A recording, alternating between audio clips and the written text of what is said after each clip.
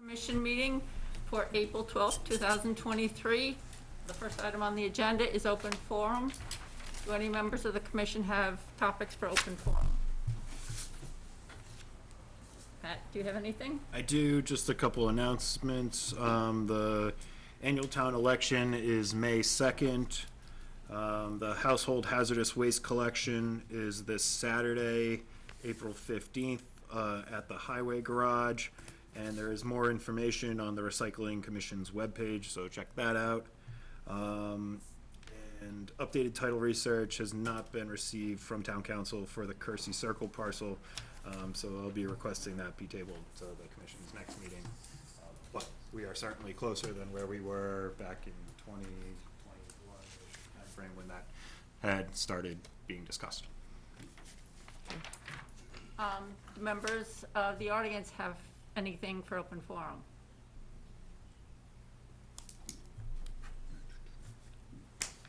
Hello, I'm Gianna Rosario. I'm a Flowers to Empower farmer, and Flowers to Empower is asking for an 8-foot circle of wire outside of our garden next to the farmer's field so we can have a place to put our compost because we don't have enough room right now. Okay. Did you go out there? I've driven by, I'm familiar with, I'll have to take a look at the lease agreement. I just want to make sure that everything is consistent, and I'll have a response and include that in the commission's next packet. Again, just need to make sure that the lease agreements between, with the farmer and the Flowers to Empower aligns, so that we can do that. If not, we can certainly try and find some other place near their enclosure, so. Have you staked out the area you were looking to put it, or that Matt can look at it, or you're open to suggestion? We haven't yet. We just started thinking about it actually, but we really need one because we have a bunch of bunny poo in the garden, and it's starting to get a lot, and we really need a compost area. Okay. I was going to say bunnies in the garden. I was like, that's always that's the problem. Yes. Yeah, I'll take a look at the agreement this week and be in touch, and we can figure out the best place for it. Okay, thank you. Thanks Thank for you. coming. Thank you. Moving on to our other 7 p.m. agenda item, public hearing for the Westford Department of Public Works. Under Massachusetts General Laws, Chapter 131, Section 40, the Wetlands Protection Act, and Westford's non-zoning wetlands bylaw, Chapter 171, the Westford Conservation Commission will hold a public hearing on Wednesday, April 12th, 2023 at 7 p.m. in Meeting Room 201 at Town Hall, 55 Main Street, to consider the Notice of Intent application of the Westford Department of Public Works for work within 100 feet of bordering vegetative wetlands for vehicular, bicycle, and pedestrian safety improvements and drainage and utility improvements along Boston Road from Main Street to the on-ramps to Interstate 495 southbound. All set? Yes. Good evening. For the record, my name is Jeremy Downs. I'm the Assistant Town Engineer. With me tonight from TEC, we have John Rockwell and Brad Mustaine. I'm sure you're all familiar with the Boston Road project. We've been working on it since 2017.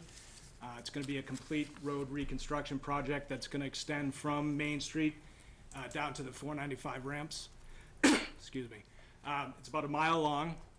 The work's going to entail complete reconstruction of the road. We're going to be replacing the existing water main with a new water system. We're going to be replacing the drainage system completely.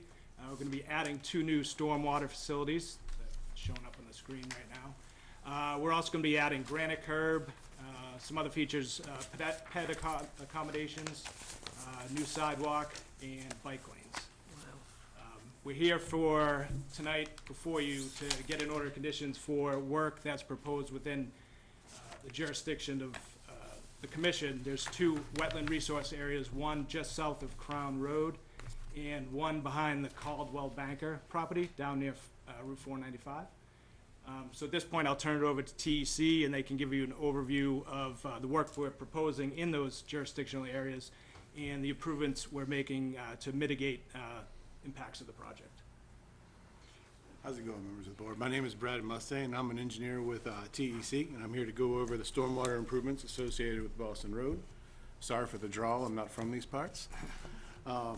As he said, we are adding a full sidewalk and bike lanes on each side of the road, going from Main Street down to the I-495 interchange. The current conditions out there have a pretty undersized stormwater network that experiences surcharges during large events.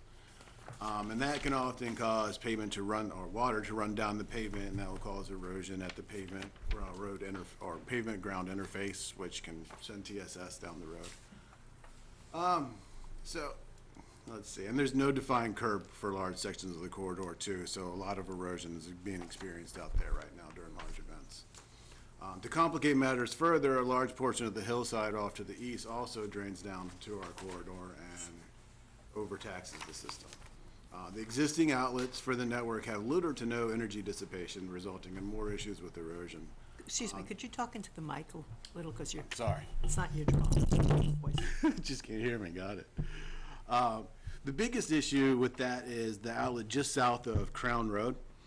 That one's showing severe erosion that's beginning to undermine the pavement in the area. Our plan is to go in and replace just about all the stormwater infrastructure throughout this corridor.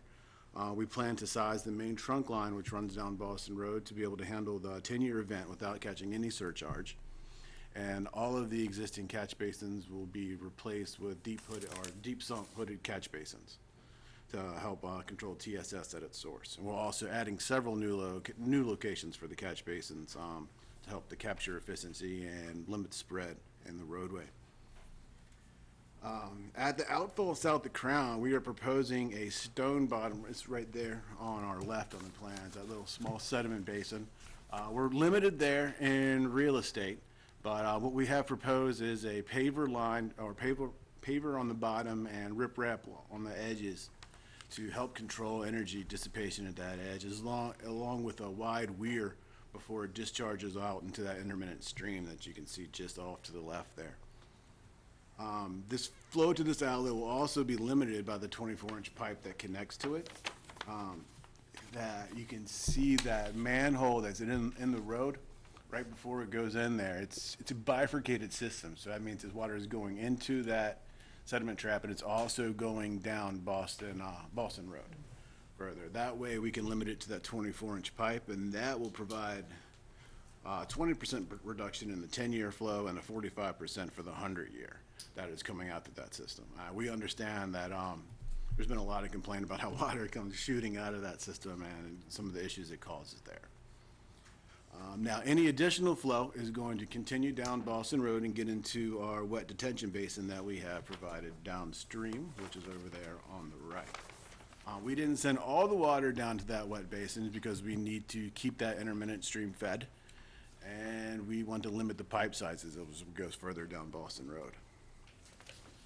Also, moving down from Crown Road, there are 3 outfalls before you get to this wet detention basin in the existing condition. All of them are cross culverts that go under the road and run down people's property lines before dumping into the large wetland area that's northeast of the 495 interchange down there.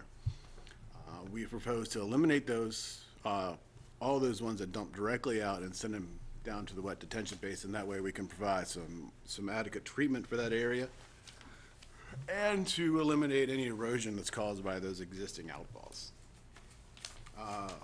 The wet detention basin has a sediment forebay and deep-hooded catch basins the whole route, so that's going to help us achieve our TSS removal for that particular outlet. This project is proposing about 36,000 square feet of new impervious area. That sounds like a lot, but it's only about 6 foot of widening, for averages to about 6 feet of widening for the entire length of project, and that gives us a sidewalk and 2 bike lanes in either direction.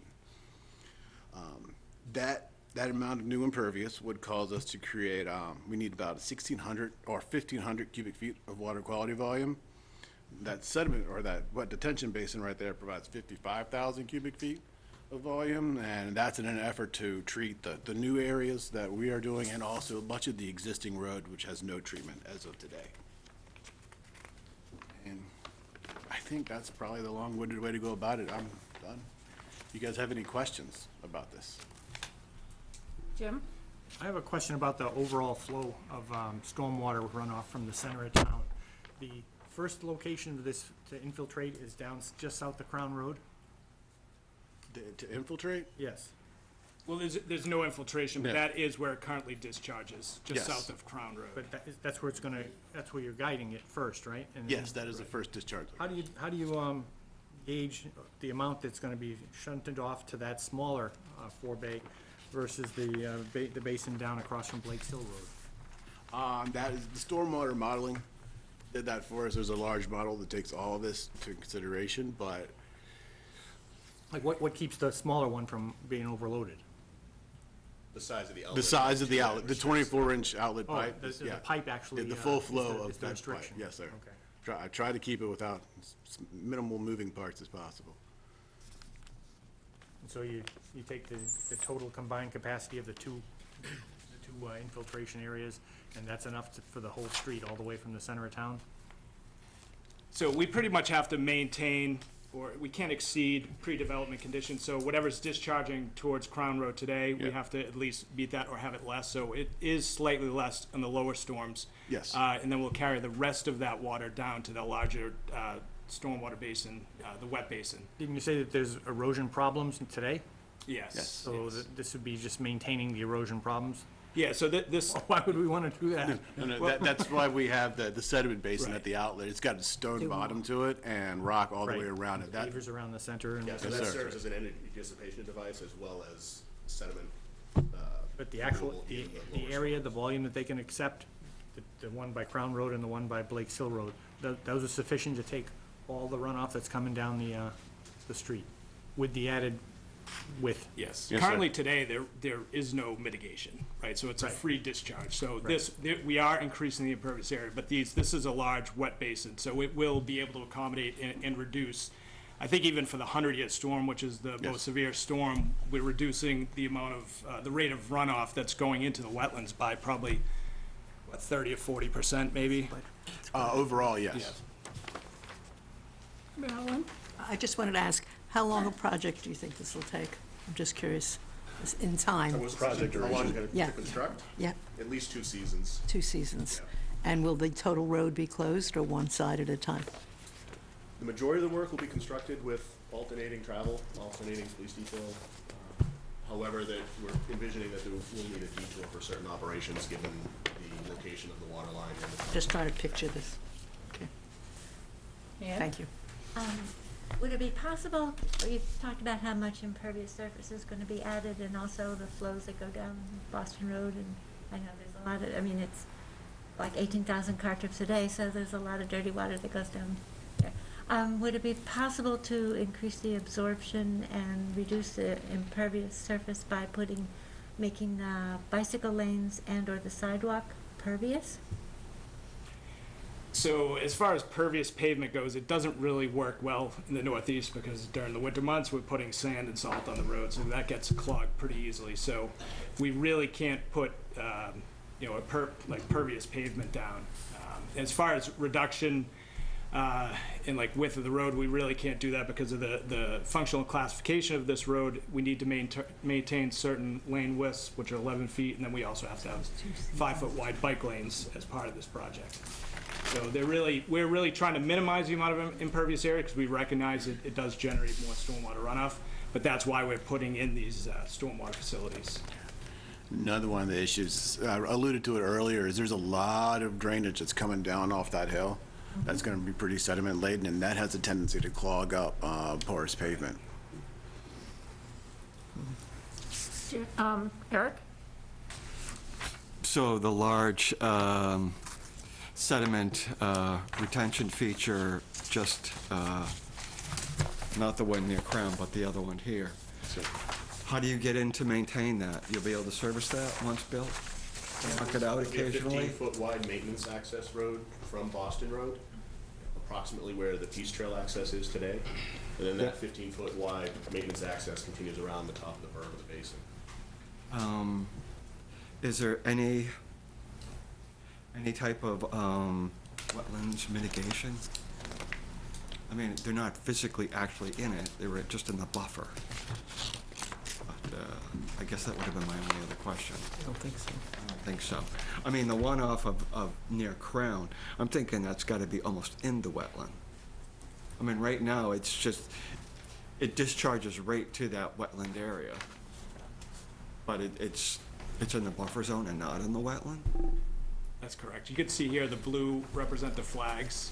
So Yeah, I saw that, and I feature- saw that on the plan, too. Yeah, so that feature is right up against the wetlands. The existing pipe today discharges directly in. So based on the topography, we have limited area here, so we're kind of working with Okay, what so we that's have. just off the side where I see that water coming in, Right. and either side of that, so you actually have that wetland pretty tightly defined between, the two dots there. It's a little harder to see the wetland, but it does. It extends right up to it.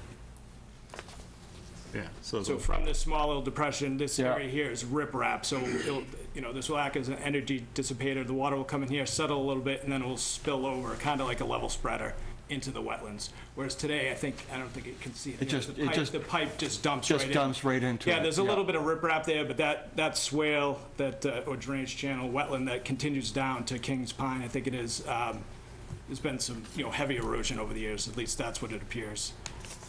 So is that sediment forebay something that's going to get maintained every now and then, Yeah. mucked out as well? Right, so we have an operation and maintenance plan that requires that to be monitored, I think, every 3 or 4 months, and then cleaned out as necessary. So as part of our MS4 permit through EPA, we're required to maintain and inspect all our BMPs. So this will just fall into that inspection and maintenance program. But the reason why we have it as a solid, essentially paved bottom is so we can easily clean it out, shovel out the sediment. Okay. Oh, Question, about the resource areas, it says the last time this was surveyed was in October 2018. Correct. Have there been any significant changes since then? No, and if you look at the topography here, actually in both situations or both locations, it's fairly steep. So the wetlands is basically at the toe of slope. So we don't believe that there's been any change, since the original flagging. We're very comfortable with it. And one more question, unrelated. So there's a water main being replaced as well, right? Correct. There's actually 2 water mains in Boston Road, so we'll be putting a new 12-inch main in, complete with services, new hydrants. Okay. I read some, it's 12 CLDI, what does that mean? Cement line, ductile iron. And what's it right now?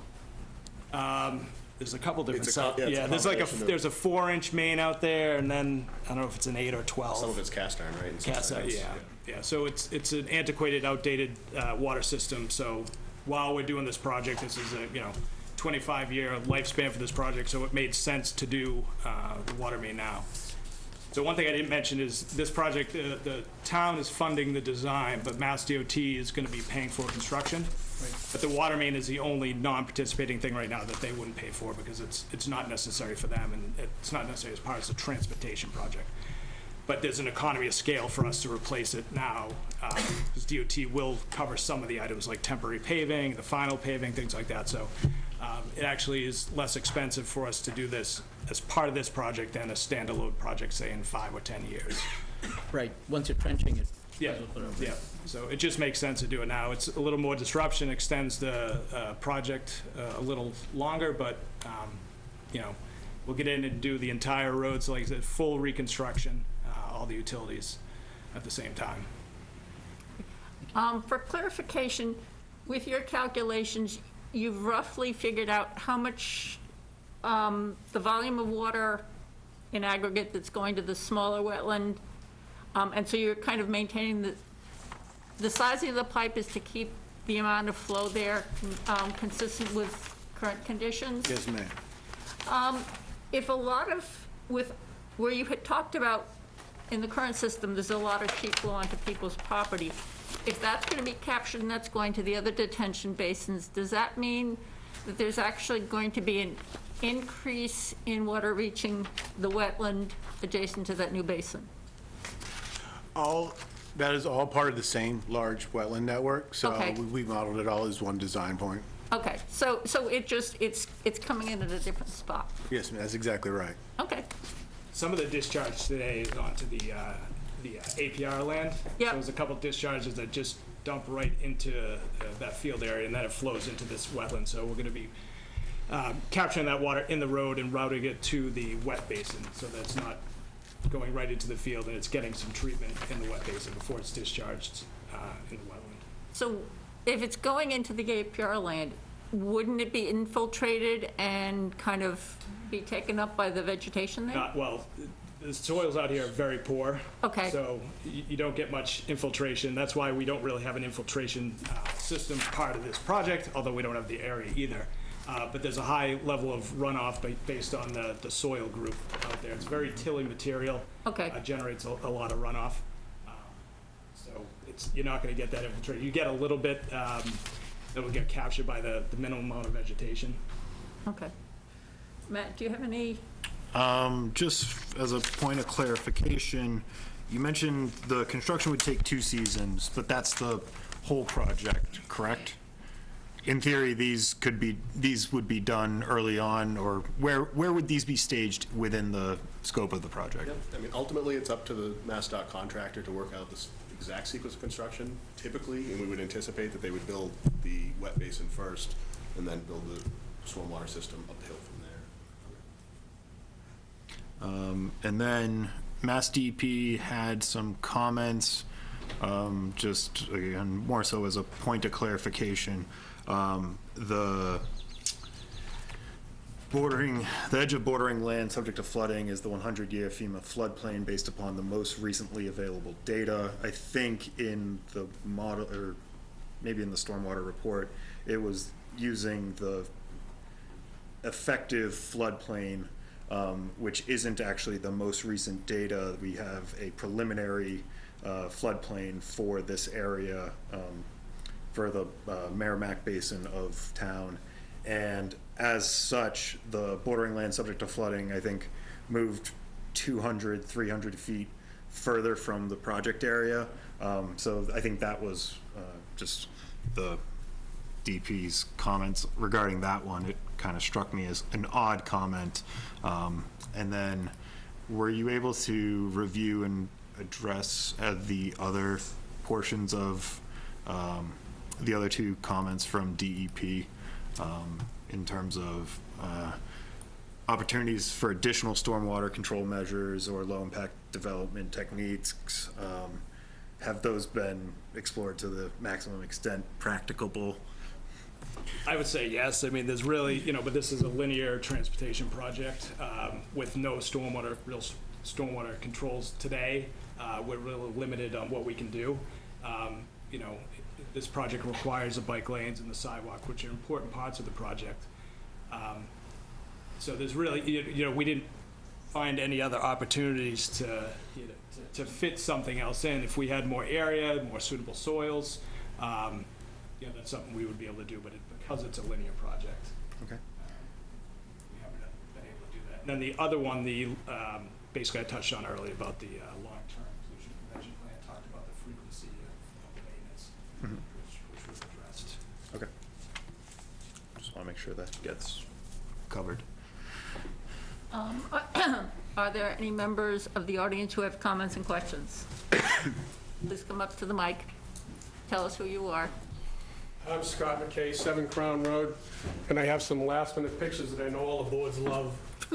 Nice, loving it. Could you email me those? Must be, must be. I know this is the stream, yeah, exactly. Experience. So I'm not opposed to this project at all. However, I think that the swale at Boston Road that they're proposing is great, but when you look at the pictures, you'll be able to see that to get from point A to point B, the whole middle needs to have something done to it, and I haven't heard anybody address that. It's grossly overgrown, there's all kinds of debris and stuff in there. I've been there 37 years, and the only time it's been cleaned out is when Chip Barrett told me to go up there with my own machine and clean it out. So I think that is a big issue, regardless of how much water you get, because as they have mentioned, the erosion from this drainage easement has creeped and creeped and creeped. And so you have 8 houses with 8 septic systems that back up to this that you're compromising. So I think that's a big issue that needs to be looked at.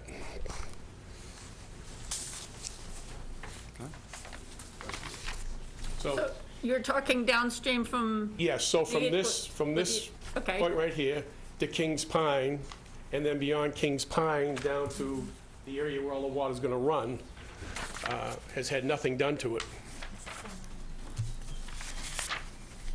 so, okay, so this is, you're talking about the course of the intermittent stream. The only reason it's a stream is because the water runs off of Boston Road. Okay, It's, on everybody's deed, it says it's a drainage easement, okay. not a stream, a drainage easement. I'm not aware. I'll have to take a look into that. I mean, I'm sure this was constructed prior to, if it was, a constructed drainage easement, how those kind of, was that the developer at the time This trying was a to? Bob Hicks special. I'm trying to say, and as I'm trying to say, was this the developer and, the planning board at the time trying to say, let's protect, within this drainage easement, there is an intermittent stream, we shall, by making it an easement, we're protecting it from further development. Again, if this was, when was the construction of the, do you know the construction of the? When the houses were built. When was it developed? 1962. Right, so it predates the Wetlands Protection Act, it predates the bylaw. I've interpreted drainage easements throughout town of that era to, be. Protection. Were mechanisms to protect wetland resources before the adoption of the wetland resources. So, if it's a drainage easement and if there's something recorded and actually it is some, documented easement that, that's certainly different, but. Otherwise, it doesn't get mucked out. Right, it's an it Yeah, was, it has it's a been. wetland area. Right, I mean, and I can take a look back to some, USGS topos from predating the construction of the, development to see if there was an existing, intermittent stream there, to kind of guide whether it's, was a actual drainage easement, a drainage easement with a design function, or was this a drainage easement as precursor to wetlands protection? Okay. Okay. Yeah. So the problem really is that the elevation of the floor of whatever you want to call it has raised over the years because of all the sediment coming off of Boston Road. Yep. So now it's creeping onto everybody's piece of property. You're saying that because the bottom of the water flow, the elevation is increased, Yes. then the water is So higher or spreading to Right. the sides. And so it breaks out and runs into everybody's yard Okay. is the issue. Okay. And then when you get right down to Kings Pine Road, come back in about 50 feet, there's a huge bunch of rocks, glacial-type rocks, that restrict it down to about that big. So there's a real stopping point right there. That's something that has to be done about. Okay, so Matt, you'll look into the origins of this water course, but I think, okay, so, If I could add, I think when we're going through the right-of-way process, we did pull the subdivision plans, and I believe there may be on that plan a drainage easement shown. However, I don't think it was ever conveyed. Correct. I believe town council did some research and determined that it hadn't been recorded as on the site plan itself. Right, because we had to get So no easement, we have to get easements here to construct this sediment forebay, and there was some sort of drainage easement shown on plan, but again, it wasn't conveyed, so we do have to go through that process. But this area was also flagged as a wetland, so I don't know if we'd have the ability to get in there and clean it out. Yeah, I mean, if it's not if it is an intermittent stream, that is a resource area in and of itself. And so, cleaning out accumulated sediments over time, I'd be wary of allowing, but I can certainly do some more looking into it, because, we're now disturbing the bottom course of an intermittent stream. A stream channel, yeah. And so I'd like the opportunity to research more, and can certainly kind of provide findings back to the commission at a continued Okay. public hearing. But with the design of that basin, that's going to stop it's going to stop the discharge of sediment that we have today, so that there will not be more sediment being added to the water course? The intention is to reduce it. You can never say it'll be 100%, because if you have a really heavy rainstorm, there might be some suspended solids. But the idea there is to try to settle out some of that sediment. Plus, we have deep sump and hooded catch basins, which should also help to retain and capture some of that sediment that's on Boston Road. I can also say we're going to be putting in granite curb. If you drive up and down the corridor now, there's some areas along the side of the road that's eroded. So, there'll be less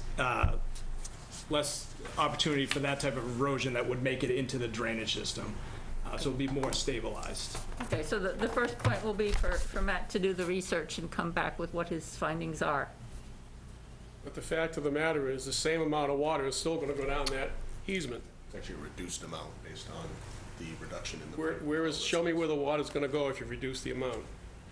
It's getting collected by the closed drainage system, and the overage beyond what's going there today is gonna be. And where does the conveyed closed downhill to drainage the wet system basin. empty into? The other The basin. other wet basin at the bottom of the hill.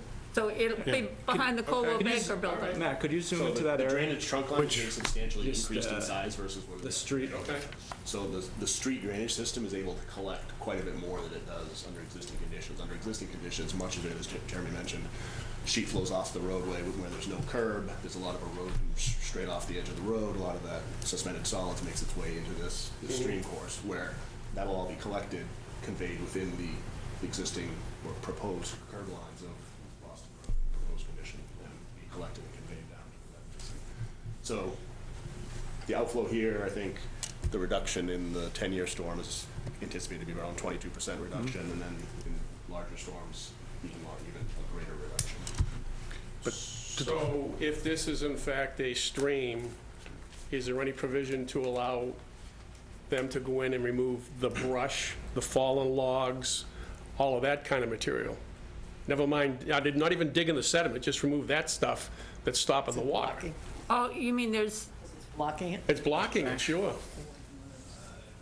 I'm leaning I'm towards thinking no, like probably we're not supposed to be but disturbing it. I can certainly Check into it. provide a look Let's into it Matt more. have a look at it and see what he Okay. can do and what he can't. Sure. There's some things we can't do by law. Okay.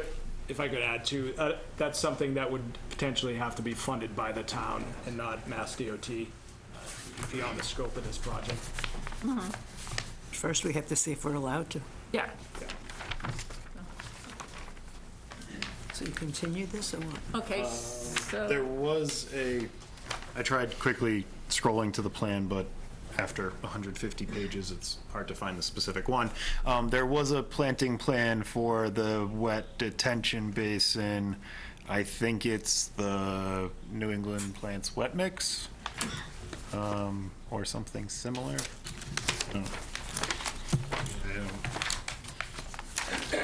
I only got the cheater copy.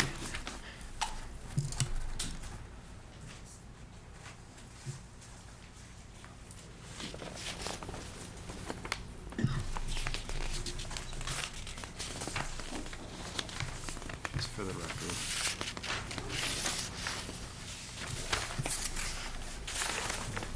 Matt, is there a specific mix that you were thinking? I just wanted it on the record with the commission, to be honest. I can follow up with that. Yeah, just, again, just so we have it for the record. Pretty sure I saw one, but. Okay, so in terms of continuing this to future public hearing, I think can have things ready for the 26th for the commission's consideration. does that work for you? Sure. Okay, so can I have a motion to continue the public hearing till April 26th? So moved. Second. All those in favor? Aye. Okay, thank you very much. Thank you very much. guys. Okay, moving on to our 7:10 PM agenda item, of public hearing for Eagle Scout candidate Sageman. Under Massachusetts General Laws, Chapter 131, Section 40, the Wetlands Protection Act, and Westford's non-zoning wetlands bylaw, Chapter 171, the Westford Conservation Commission will hold a public hearing on Wednesday, April 12, 2023, at 7:10 p.m. in Meeting Room 201 at Town Hall, 55 Main Street, to consider the notice of intent application of Eagle Scout candidate A.J. Sagman for the construction of 2 footbridges along the Tom Paul's Trail within 100 feet of a jurisdictional wetland and within 100 feet of an intermittent stream and bank at Assessor's Map 026, parcel 0036, lot 0000. Okay, so hello, my name is AJ Sageman. So basically my project is going to be building 2 wooden bridges at Tom Paul Trail. To place the bridges, as you can see right up there, those are the ones that they currently installed in place.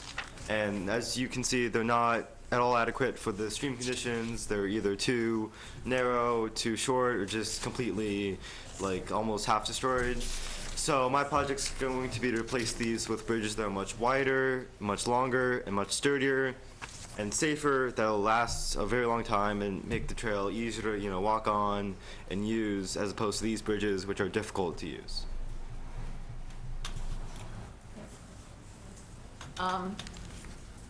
Any questions from members of the commission? They're secured by, The, Jim has one.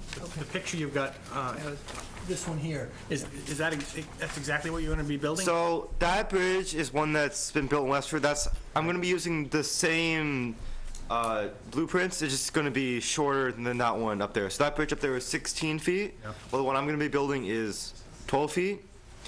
So it's the same sort of designs. It's just shortened.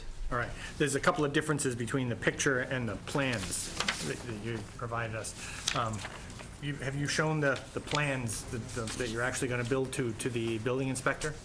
To Fontaine? I don't think so yet. Yet? Okay. But again, Has to go there. with, kind of the plans as, utilizing similar plans as to a previous project. The picture's the similar one, but Right, yeah. you're actually gonna build to the plan? yeah. Okay, so make sure you show them the plan, because there are differences to the picture. and you'll have sides up exactly as that shows there. Yeah. And how is it secured? So it's going to be secured. So there's going to be precast concrete footings, like cinder blocks put in the ground, and we're going to put the bridge into those footings and put concrete into the footings in the bridge. It's all going to be secured. One thing of comment, the building commissioner, I guess from the State Commission on Disability, has directed building commissioners to make sure that footbridges, built on trails in the Commonwealth are constructed to ADA standards, meaning that they are of 36-inch clear width across. I think this plan is 48. And even though the trails leading up to the bridges may not be ADA compliant, the bridges themselves are to be constructed. And so that was one of my concerns, and I have shared, just kind of the plans with him with regards to, making sure that, because this was right about the time that AJ was filing with the commission, I wanted to make sure we weren't filing something that was ultimately going to have to be changed and revised. But he was. So the land coming up to the bridge, will that be treated as well in some way so that the grade is such that somebody with a wheelchair could? So I'm viewing that as when trails are made ADA compliant, to be ADA compliant, the approaches from trails to, we can any excavated materials, we can certainly try to, create an earthen ramp, or recommend an earthen ramp, be built up to the, bridge decking. But I'm viewing that as a trail improvement. When trails are improved to ADA, compliance, yeah, those standards, then we will, include the approaches. Okay. I think you answered my question.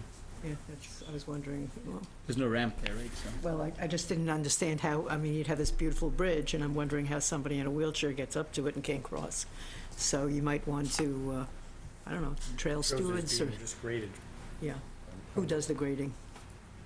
Well, yeah, but one of the things would be is if the side is wood and you grade dirt up to it, are you then increasing the rate that it's going to rot? You know, if looking at using this as an example, if you have dirt graded up so that there's soil against the What about a end- wood ramp? Yeah, wouldn't that be part of the bridge? Just like a, Well, are you ramp thinking, up. are you thinking wood ramp or? I was a wood thinking- ramp, I was yeah, thinking as wood, part too. of the bridge. You know, what I was thinking is we have The plan a, just shows soil brought up to the, flush to the. And the question, and I've had that thought, but then it needs to be at a specific, I think it's Pitch. 12 to 1. Yeah, And so, yeah. again, I've been viewing approaches to the bridges as a part of trail improvements, and not the bridge, or crossing improvements. we have a commission on disability in town, and I wonder if it wouldn't be worth some discussion that now we are having scouts who are kind enough to come forward. I mean, it serves your purpose, but it serves ours a greater purpose. I can reach out. So that maybe they can help by looking at that, because they're looking all over town on ways to facilitate. I mean, So or I maybe- think we should connect with other groups that do the same kind of things. They might have a suggestion, or they might know someone else who'd be willing to close that piece, you know, I can for reach you. out. Okay. The other thing, I'm sorry, I wanted to ask, is where are you getting your funding from? So I'm going to be doing most of the, I'm going to be doing all the fundraising myself. I'm going to be collecting it from various people and groups around town, so. Okay, if you run into trouble with funding, you can come back to this committee and ask for some help.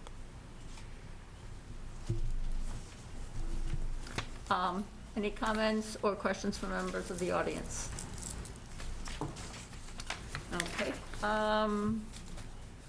so continue to The 26th? the 26th? Okay. Can I have a motion to continue the public hearing until April 26th? So moved? Second. All those in favor? Aye. Thank you very much. We'll see you in 2 weeks. Is that for his order of conditions? Huh? Is that so, for an order of conditions for him, or? Yeah. Hopefully. That's what I'm just wondering, because she didn't say. Okay. Okay. So moving on to our 7:15 PM agenda item, public hearing for 31 Bridge Street. The applicant has requested a continuance without discussion to April 26th. Can I have a motion to continue the public hearing? So moved. Second. All those in favor? Aye. Okay. Hey, Okay. I think that this has gone on too long with this. Years. Welcome to our world. Okay. Continuing on to our 7:20 PM agenda item, a public hearing for Traywick, Hartford Road LLC. Under Massachusetts General Laws, Chapter 131, Section 40, the Wetlands Protection Act, and Westford's non-zoning wetlands bylaw, Chapter 171, the Westford Conservation Commission will hold public hearings on Wednesday, April 12, 2023, starting at 7:20 PM in Meeting Room 201 at Town Hall, 55 Main Street, to consider the notice of intent applications of Russ Traywick, KMR Realty LLC, for clearing and grading associated with the construction of a single-family dwelling within 100 feet of bordering vegetative wetlands at at 2, Lot 1, Colonel Rolls Drive. Russ Traywick, KMR Realty LLC, for clearing, grading, and installation of a roof drain infiltration system associated with the construction of a single-family dwelling within 100 feet of bordering vegetative wetland at 8, Lot 4, Colonel Rolls Drive. Russ Traywick, Hartford Road LLC, for clearing, grading, and installation of a roof drain infiltration system associated with the construction of a single-family dwelling within 100 feet of a bordering vegetative wetland at 7, Lot 5, Colonel Rolls Drive. There's a typo there. It should be BVW, not BWB. Okay. I got it right the first 2 times, right? Okay, good. Good evening, Mark Slager from Allen Engineering, here on behalf of the various clients mentioned in the legal notice. Colonel Rolls Drive is a recently approved open space residential development comprised of 8 lots located off of Hartford Road directly across from Heritage Way. Within that development, 3 of the lots had work required within the 100-foot buffer zone. So we're here now to formalize the approvals, the notice of intents and orders of conditions. The order of conditions for the subdivision itself did not include the construction and development of the houses on the lots. It was only for the roadway and infrastructure. So we're here for those 3 filings tonight. The first one, it appears to be Lot 5, which is number 7, Colonel Rolls Drive. This is at the very end of the cul-de-sac on the right end. We're proposing a 5-bedroom house with a septic system in the front and a small roof drain system off to the back left. The septic system looks pretty small, and I think the first question the commission would have is why couldn't it be closer to the street, move the house closer to the street? Well, this is a geomat system, and which is an alternative technology, and in order to propose or to utilize a alternative technology, you need to prove that a conventional septic system could be constructed on the lot. That conventional system, including the reserve area, takes up pretty much the whole front yard. And the footprint of the geomet system is a lot smaller. So we've got the house as close to the street as we can, given the constraints of the slope, the groundwater depth, and the size of the system that would be required. So we've kept the house as far forward as we can. The only work that's going to occur within the 100-foot buffer zone would be the construction of a roof drain system, which is just a couple of chambers to collect the runoff from the roof. The soil in this area is pretty sandy, so the size of the system is pretty small. And that's pretty much it. The area to the, let's see, that would be the east or northeast of the lot, which is the back of the lot, is an open space parcel. You can see, which one of these? This one. The short dashed line up here is the 50-foot no disturb line, no clear. The intermediate dashed line is the 75-foot no structure line, and then the longer dashed line is the 100-foot buffer. So there's actually no portion of the lot that's within the 50-foot no disturb area. And we're only proposing a minimal amount of work associated with the roof drain system within the 75-foot area. And then the rest of the work in the 100-foot buffer zone is just grading for the backyard. Part of the planning board approval was to provide a tree buffer between this lot and the abutter to the south. So those trees are shown on the plan as well.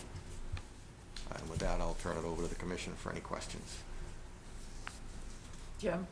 I'm wondering if we could have some kind of a marker either along the easterly property line so it identifies where the open space parcel begins for the homeowner, or given that you have the tree line approximately at about the 75-foot marker, is that, am I reading that right? It looks like it's pretty close to the 75-foot marker. Along that line, that way you maintain the buffer to that direction to the open space as well as the one you have put over here towards the neighbor. Would that be okay? Yep. So either, I'm okay with it either along the tree line or along 75-foot. It doesn't really matter, either one. Okay. Eric? So if the soils are really sandy, does the roof drain infiltration system, it just seems to be a large rectangular area for roof drainage for sandy soils. Matt, can you pan over to the left a little more? And then down a little bit. So what I've used here is, does that say, can you zoom in a little bit on the table? Left or? Yeah, what I've used there is shallower chambers. They're only 12 inches tall. So by doing that, I'm minimizing the grading associated with it. So it's a larger footprint and a shorter It's a shallower unit. system. So who maintains that unit? The homeowner. Or a So there are access panels at the top to get into that chamber to clean it Yes, out if there's they a, have to? yeah, there's not a panel, but there's an inspection port with a grate on it. Okay, So you'll be able to just pull the grate out, look in, and make sure it's working okay. okay. What happens if that maintenance does not occur? The homeowners association has language in it to take care of that as well. That was part of the overall stormwater management policy and operation and maintenance for the development itself. Okay, and I'm just kind of thinking worst case. What is noticed if this is something that they don't do? I mean, what, is there, if it doesn't get maintained, what then becomes the evidence that something's going wrong? Probably water flowing from away from the house. The downspouts are connected to a hard connection into the ground. Those have overflows on them. Okay, So if there's some kind of clogging and you see water coming out through those overflows, then it's an indication that there might be some leaf litter that's clogging the pipe or whatnot. so it would occur near the house as opposed to in the location of the infiltration? Yeah, the other possibility would be that it would start to come up through the grates, which is one of the reasons I specified grates instead of a solid cap. Is that if you could see water coming up, it would be an indication. That maintenance is required? Yeah, and these aren't designed for the 100-year storm, they're designed for probably the 10 to 25-year storm. So if we do have a huge 100-year storm event, there is the likelihood that water could come up through those grates as an overflow, but that's taken into consideration with the runoff calculations. Now, so are those below the frost line? I mean, I'm thinking about a severe rain event during a time of frozen ground. How does it function? I mean, that's an extremely unusual event. I mean, a typical 100-year storm, you're not gonna get in the winter. You might get more runoff in the winter with frozen ground and Okay. less grass, but it's very unlikely to get. And it's okay, look how far away it is from the resource area. Okay. I mean, even if some water came up, I mean, we have so many homes that don't have infiltration systems. My only comment was, can the entire infiltration system be, rotated clockwise around to this location and stay completely out of the 75? I figured they probably wanted that area open like that for use down the road, and maybe that's why they didn't put it there. Level backyard? Because I saw that there too. And then I started thinking Yeah. maybe future pool or this or that, or, and maybe there's a reason why it's located the way it is, so. But no, I think your comment's fine. If you can pull it out, we should be getting it as far away from the resource area as possible. And if we can get the limit of clearing at the 75 in that corner, or otherwise, plant a seed mix of, plant a seed mix within the 75, I feel like I feel like the design of this was rotated in such a manner so that it maximized a backyard lawn and Accommodates for future use. and in the within the order of conditions for the roadway and infrastructure, I think the comment was cumulative impacts with the development of the lots would be considered. So I'm just, again, providing the commission with thoughts. I'd be happy to see him pull it out further. How's that? And I would be happy to try, but we have to be realistic with future expansion. This is just the developer building a house. We don't know what the future homeowner's plans are. They might want to come back in with a pool. And that's why I put the lot lines outside the 50-foot no disturb, so that I think I was born. people will understand where their limits are, okay? So we're meeting the bylaw, and I'm respectful of the bylaw in that the lot isn't within the 50-foot no disturb. The house is certainly well outside not only the 75, but the 100-foot. It's rotated the way it is to match the contours of the land. If it was rotated perpendicular to that, it would extend the grading well beyond the 75. And This is theoretical, right? This is roadway and drainage. This is, somebody can come in and choose a different home than the one that's being depicted. no, this is This is the actual house that's going to be the built. actual house that's Okay. going to be Doesn't built. mean there won't be growth. With regards to, future development by a future homeowner, I would say let them file the notice of intent for the pool within the buffer, and do the clearing that is necessary, for them to, show that the pool, the setback, they're meeting the 75 no structure setback and 50-foot no clear at that time. But I can, Yeah, I don't want to start pushing things closer to resources because we're thinking about accommodating a future use. It's kind of what you're saying. I'm right there I'm with you. just trying to be consistent with the bylaw and the past practices of the commission, too. Also, one thing to note here is this is kind of a low area. These contours aren't going down, they're going up to a small ridge. So anything in the backyard here is going up, and then it's going down the other side. So this is going to be a little depression. I was going to ask about that. It drops from 320 to 314. Yeah, this is Yeah, so that's like a 314. big- so It that's just wraps gonna collect around, water, and it right? goes up to 318. But there's also going to be a pitch to the side, because this is 312 here. So the surface runoff is going to go over in this direction. So you're getting actually a longer flow path, too. And then it'll go down into the wetland down That there. top tree there, right about there, is 320. This, Yeah, just to the left of that is 320. yes. And There's it a- slopes down quite a bit. Yeah, on the top of the slope here is 322, and it comes down to 314. So this is a significant cut into the side of the hill right here. Now, is that going to be maintained lawn or landscaped? Well, it's a 3-to-1 slope. It's not going to be lawn. So It'll- nobody's going to be, No, I mean, I wouldn't be surprised if they put in a wall and terrace it. okay. That if they put a wall closer to the trees and terraced it flat, then they've got more usable space between that wall and the house. Yeah, I don't want it to be too close to the trees because it would, the tree roots in the The future roots. would jeopardize the integrity of True. the wall. Okay. Yeah, that makes sense.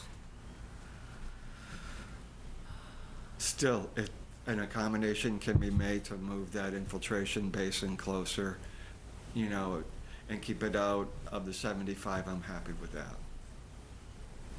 I will do what I can. Cool.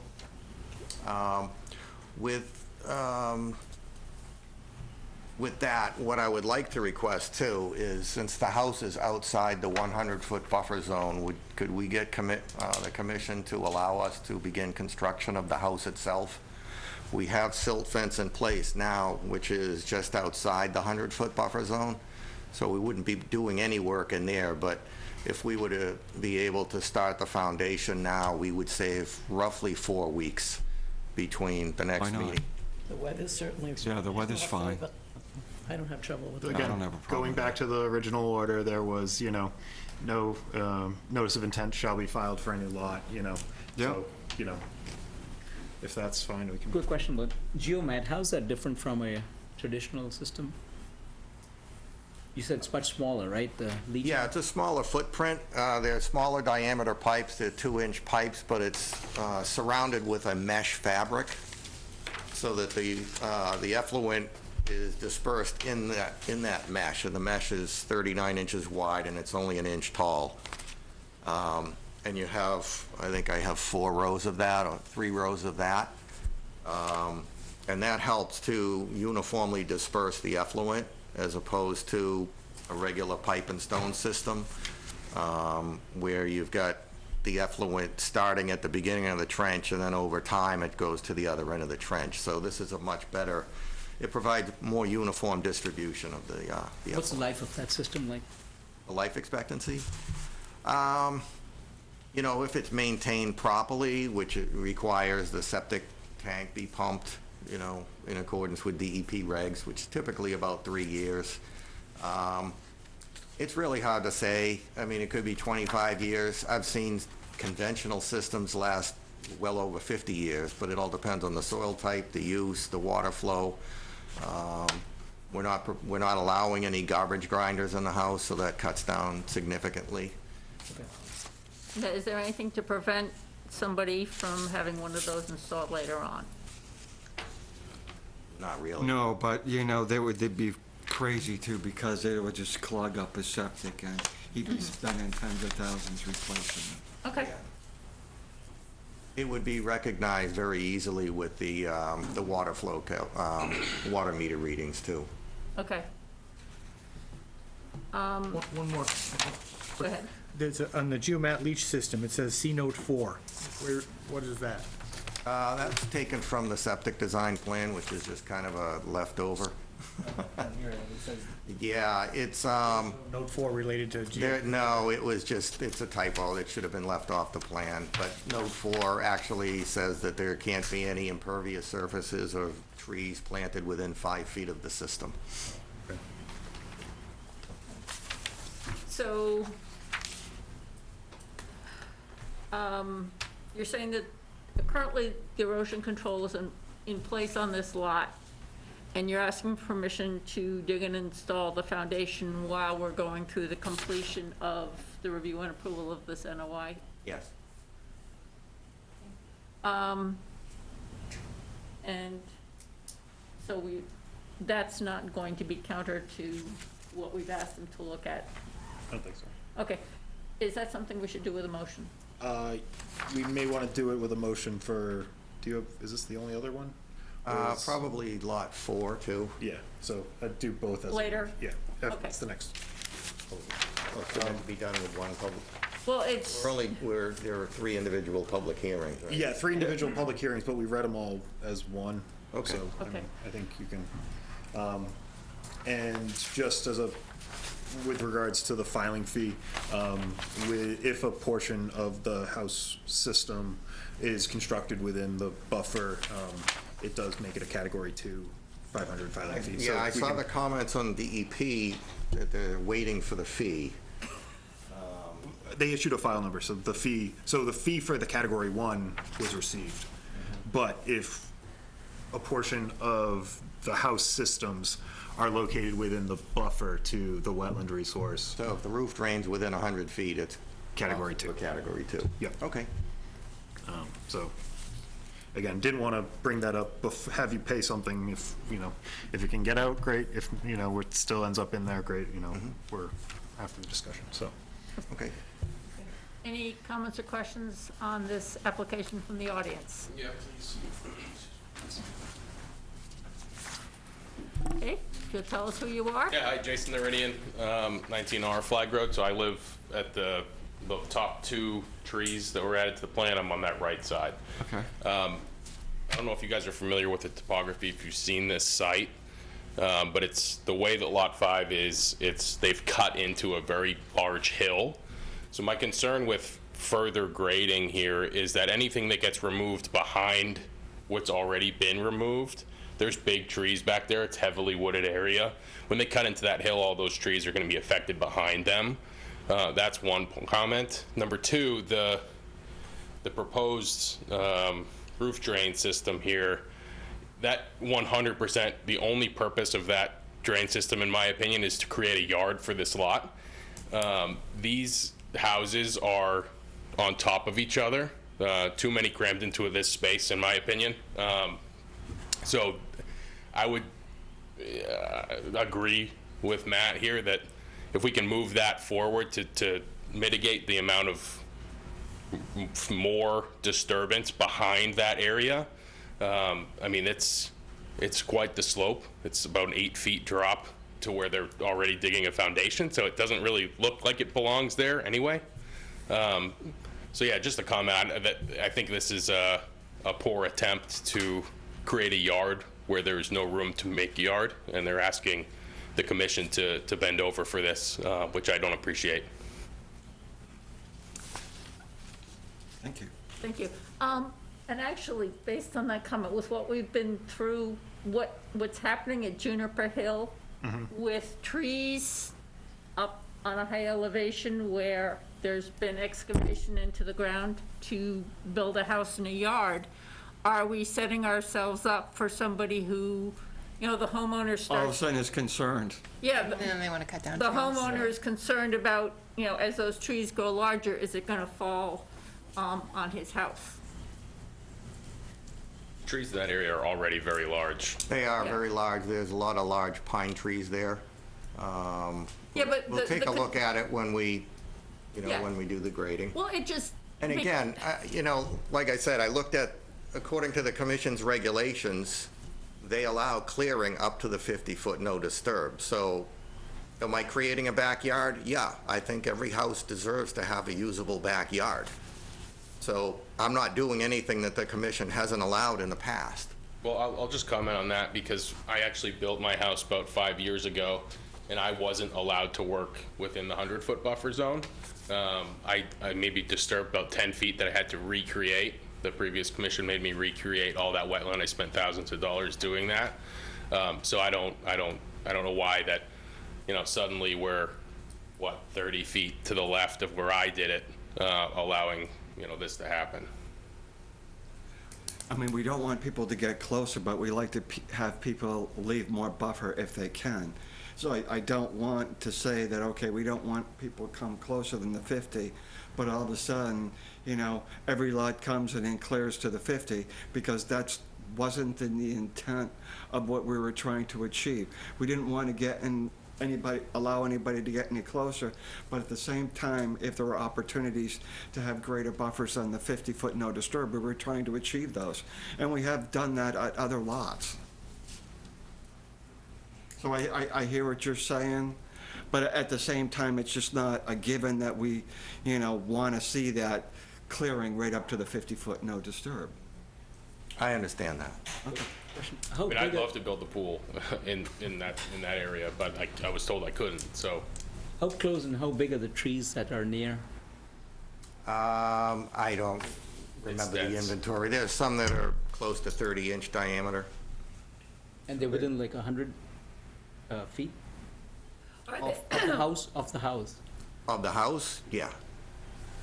Look pretty close. Because one of the issue that came up on Juniper Hill was the concern that the excavation of the slope got close enough to the roots of the trees that there was a concern that the tree, which was actually on Conservation Commission land, is now in danger of falling and landing on the house.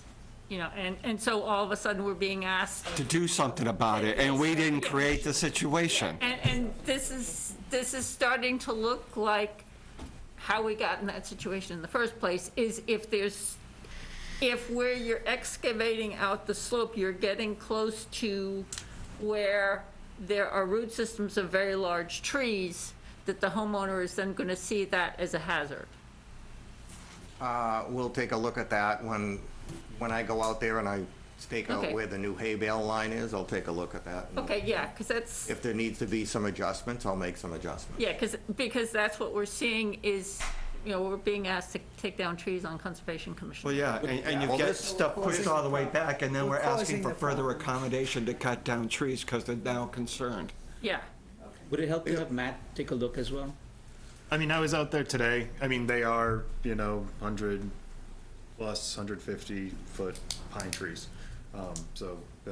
But that's Westford. There are those everywhere. Yeah. I mean, so, they are still within a cluster. They're all still, they're now edge where previously they were an internal tree. I don't know what the, I feel it may be more up to the commission to understand or to provide guidance, whereas to, going forward, with regards to clearing and the, with tall trees on slopes behind. Just a last question, if I could. Where's the orange fence right now, roughly? Orange bench, There's an orange Fence. fence that's orange fence. up on the lot now. There's orange fence here, but I believe this is, Yeah, that's silt fence right here. Yeah, there's a silt fence or not 100%. It's orange going that way. Yeah, There's that was actually the- no fence That was a where construction the fence trees for the limit of clearing Okay, when the infrastructure was going in. okay.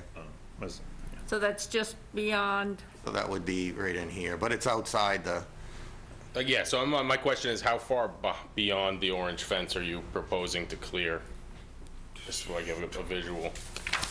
I don't know exactly where it is here, Well, it but shows the tree line. Well, you show the proposed tree line right there. You're talking about So it's gotta be that hash line, yeah, right right there. there.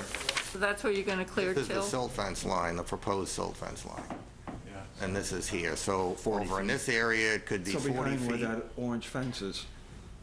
Yeah, so how far, roughly? Like, Well, over here, it's close to probably the- 25 feet. Over here, it's probably more like 40 feet. craziness. Okay. Yeah, I don't, if I have a say, I don't support this at all. This is incredibly intrusive. There's a lot of water back there. There's a lot of trees back there, nice trees, beautiful trees that have been there. I've lived there for 38 years. You know, this whole project, just a comment, is excessive. I told the planning board that as well.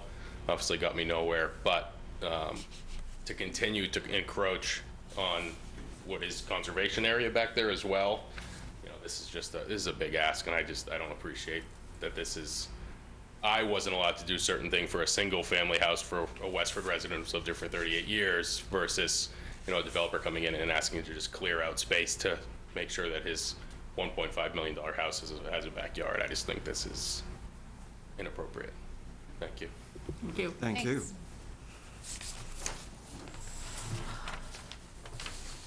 So, Gonna look at the infiltration. And the trees. And the trees.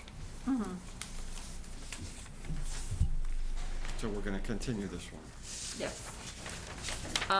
So can I have a motion, April 26th? Sure. Can I have a motion to continue the public hearing till April 26th? So moved. Second. All those in favor? Aye.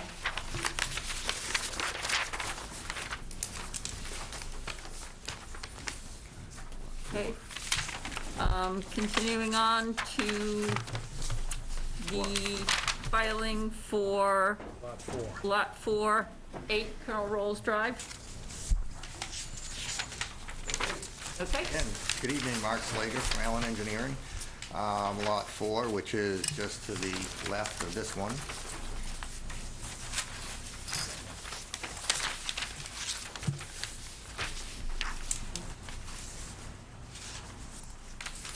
Again, we've got a proposed 5-bedroom house.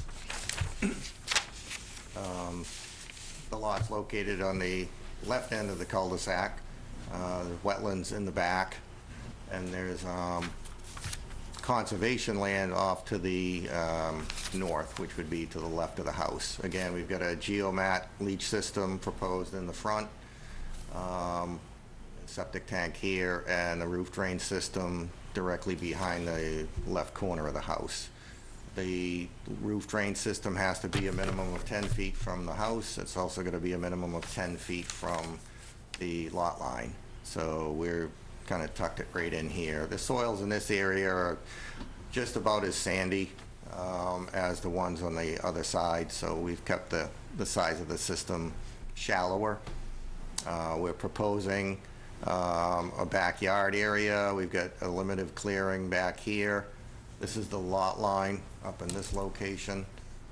We're clearing not quite not quite up to the 50, but we're within the 75 foot here, just to provide a decent backyard. Could the conservation posts continue from Lot 5 over through Lot 4, either at the 75-foot or at the tree line? Either one is okay by me. Okay? I think the tree line gives them probably a larger backyard, Helps when you put the two together. They're pretty tight. but either way, tree line or the 75-foot. yeah, I think I would want to see that because I wouldn't want to see clearing beyond what you've said is a limit of work. Right. Yeah, so we can just put them right at the limit of work. I'll show that on a revised plan when I move the roof drain system to the other lot. Posts listed in the legend, but they're not on the picture. Really? Okay.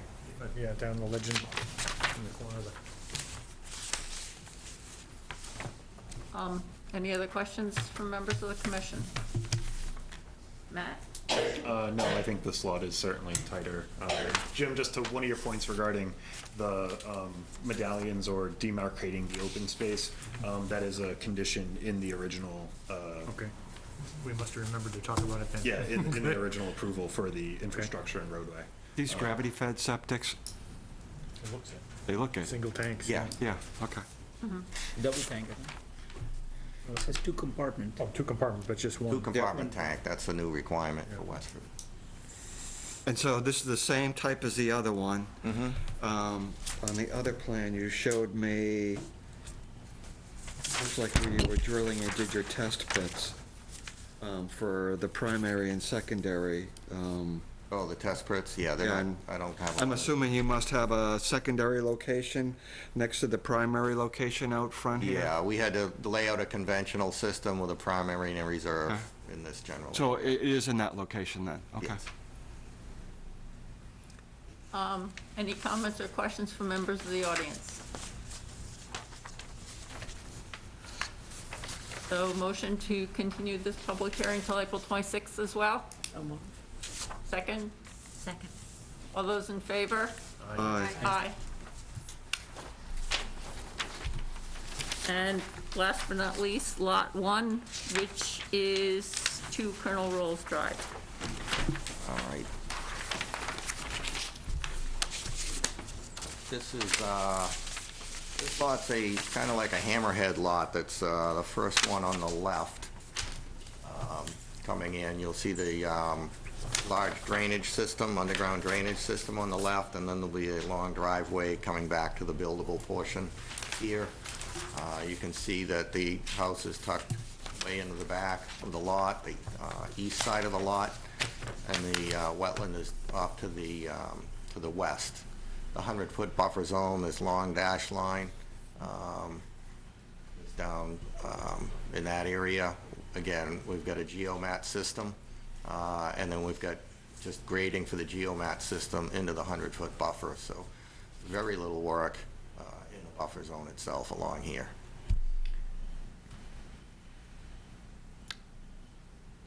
Is a stone wall to be retained, or is that being removed?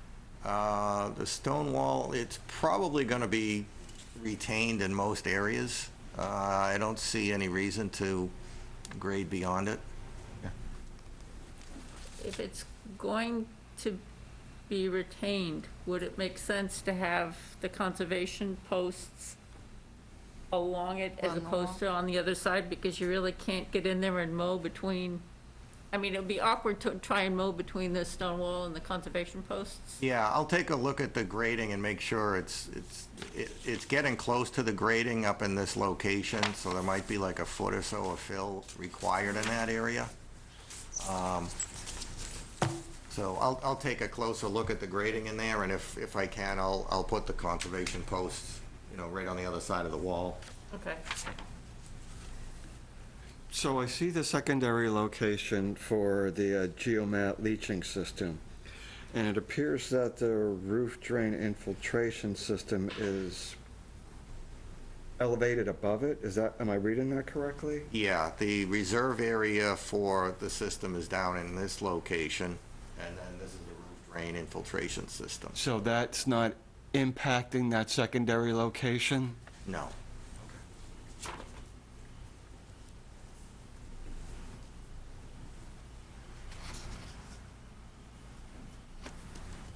Good. No comments.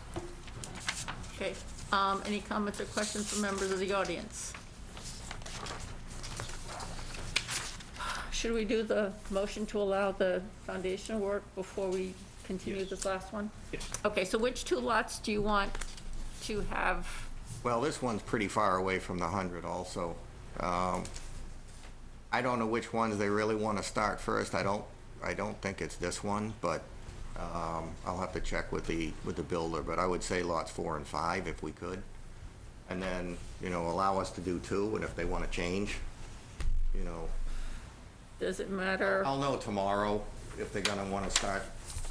Yeah, I mean, I think there are some conditions in the special conditions within the order which require, you know, prior to, you know, disturbance on the lots, abutting common land and, or conservation land and open space. I'll have to review that.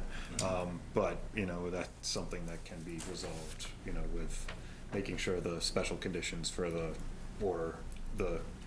order for the roadway and infrastructure is complied with prior to the installation of foundations. So we could approve it. Yeah, I Yeah, guess, do subject we to have that, to be because I think specific there's- The about which understanding lots? that Yeah, they're all yeah, built so, I in. mean, but they're all, so lot 2. 5. Lot 2 is currently, the foundation's currently Lot 2 in. is currently in, And yeah. that one doesn't abut common land or conservation land. So that was why I signed off on that on that foundation permit. So, I mean, lots 4 and 5, I mean, all the other lots are abutting common land now. So they'd have to, Except for 6, 7, and 8. right, and that's on the south side. Okay, so can I have a motion to allow the installation of foundations on Lot 4 and Lot 5 on Colonel Rolls Drive prior to Issuing the. issuing the order of conditions for these notice of intents? So moved. Second. All those in favor? Aye. Aye. Great. All right. So, you're all voted in. Okay, can I have a motion to continue the last public hearing till April 26th? So moved. Second. All those in favor? Aye. Aye. Okay, Very good. Thank Thank you you. very much. see you on the 26th. Thank you. Okay, moving on to our 7:35 PM agenda item. It's a discussion of dogs off leash at the Stony Brook Conservation Area.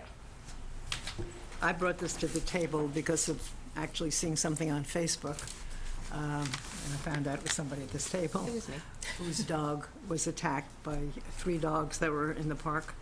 And it dawns on me that we haven't, at least not since I'm sitting here for a while, looked at what our rules are and how we enforce them, and also found out how other people in other towns handle the problem of unleashed dogs. It's not like we have a lot of fines that are being proffered out there. I think we just have a problem. So I'd like to know more about what happens in this town and more what happens in other towns, and then take a look at what our fining process is and what we can do to educate the public that it's not okay to have unleashed dogs on the premises and what they should do if this happens Jim? amongst them. The last 2 weeks, I also got a call from a neighbor up in Nab about, she was riding a bicycle in on the trails, and she was attacked by a couple of dogs multiple times, because first she went through, the dogs attacked her, she kept going, the owner got the dogs, and she thought the owner would put the dogs on leash. No. So when she turned around and came back, the same thing again. So I'm not sure our policy is clear or There's a lot of people in town that are afraid to known, or- go there because of this situation. Myself talk up included, now? I won't go there with my dog and my daughter. Can you talk louder? I can't hear a word you're saying. So there's a lot of people in town that are afraid to go there and aren't going there with their Okay. animals and their pets, you know, their kids because of this reason. I won't go there right now with Lena or So my I think dog. we have to look at what we have in place, what other people have in place in other towns, what we can do to be, number one, educate the public, and perhaps raise the fee that we have, and to talk to the police department. I think we need to do a little due diligence I mean, ourselves. we've done this before. There's a leash Well, law I don't in remember when we effect in did this. town, and there's a leash law in effect for EBC. So nothing's happening. And no one's there to So enforce it. therefore- It's more of an That's- enforcement issue, because But there is a if the commission, policy. if the commission wants, to start enforcement, Go ahead. direct me to, and I will be up there an hour a day handing out tickets for dogs that are off leash, during the week. Weekend? I want some information before, in addition And to so, that. and so, We and so, know and what to we need address to it, and do. so, Go I ahead. don't feel that education is, going to provide the results, because the signs are up, we put up 3 new signs last year. If the commission's regulations are on the poster boards and in the kiosks, I can put something in the town manager's newsletter, that. but I don't feel like that, I still don't feel that that's going to, issuing fines is the only way to, I feel. How much is the our only- fine currently? So we can fine the first offense $50, $75 for the second offense, and $100 for a third or subsequent offense. And again, this is the commission's rules and regulations, dogs Understood. brought onto the property shall be under the owner or keeper's control as required by chapter 84.3 What was of the the. year we did that, do you know? These are current, I mean, this was currently updated. We just changed, we added the no fire pits. Yeah, the that no kind of fire stuff, so pits. it's So this was relatively new. June 22. Yeah, it's new. Okay, So okay. if, you know, if it's the commission's will, I will go up there and start Why don't you handing do a out trial tickets. run for a while and see if that produces And anything? so, I mean, but, you know, I looked at Groton and Littleton, both of them have leash bylaws. Both of them, you know, there are properties within both towns with which there are off-leash dog problems. Carlisle was the only town, you know, out of those three that I researched that doesn't have an off-leash dog problem because they allow dogs to be off-leash.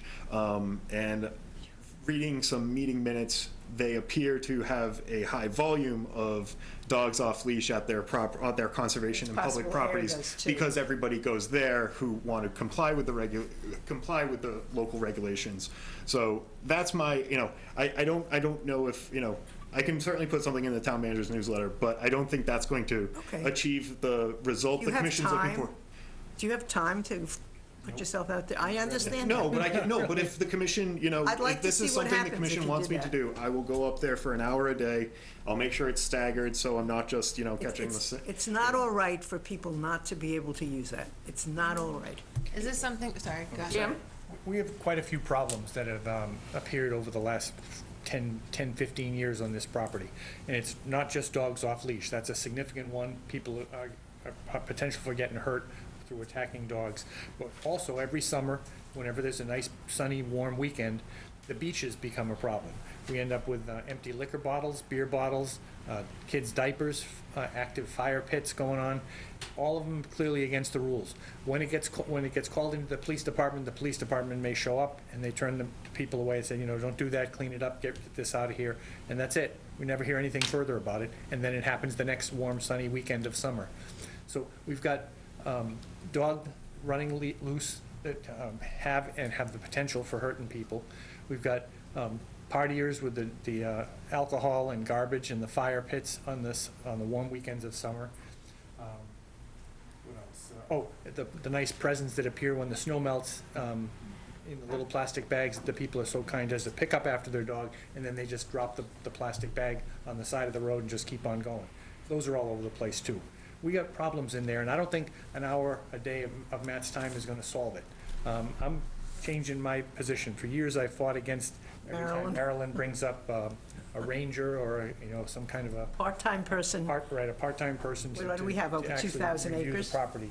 I'm moving into that camp big time. I agree. I think we got too many problems, and signs don't do a damn thing. It's not people that, I didn't know it was against the rules to let my dog attack this bicyclist. That's nonsense.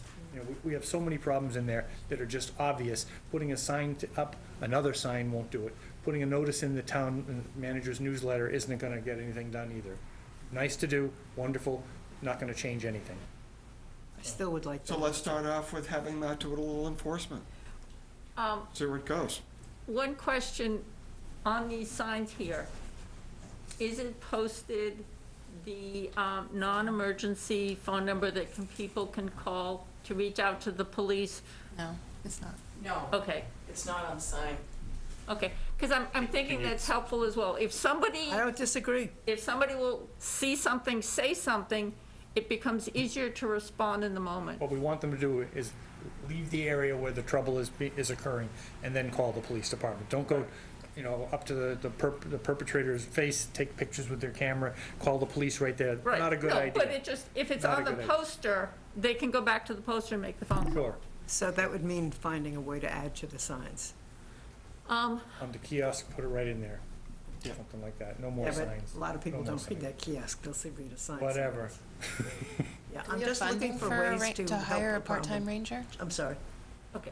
can you recognize June? And for the record, you are? My name's June McMorrow. I live on Kings Pine Road. I've lived here for 33 years.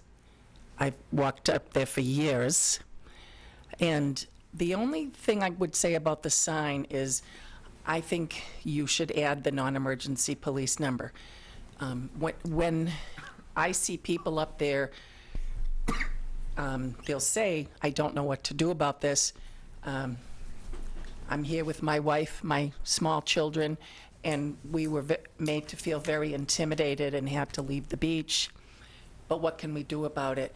I think that might be helpful. I was up there yesterday, and the sign is posted on what I call the old Ice House Beach, which is the first beach.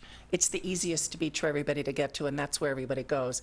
And it does say, no alcohol, no fires or grilling, no littering. You know, I think it would be nice if these people want to come and walk through the place, but what they do is they camp out for 8 hours. There's 50 people, there's naked children, there's unleashed dogs, and as Jim alluded, they leave pork bones, chicken bones, dirty diapers, empty beer bottles, they have grills. So, you know, I really enjoyed the property, but I think with the warm weather coming, people are anticipating what's going to happen again. I think it would be very helpful if you could post in 1 or 2 places the non-emergency number for the police. I call them all the time, and they always come right up. Okay. So that's my only suggestion. It's sad, but I think we need to do something about it. Yeah. I was attacked a few years ago by an unleashed dog. I wasn't, my dog was, but it does happen up there. So it's a very nice property, but unfortunately, you know, there are people that ruin it for those of us who want to use it. So thank you. Okay, thank you for your comments. So,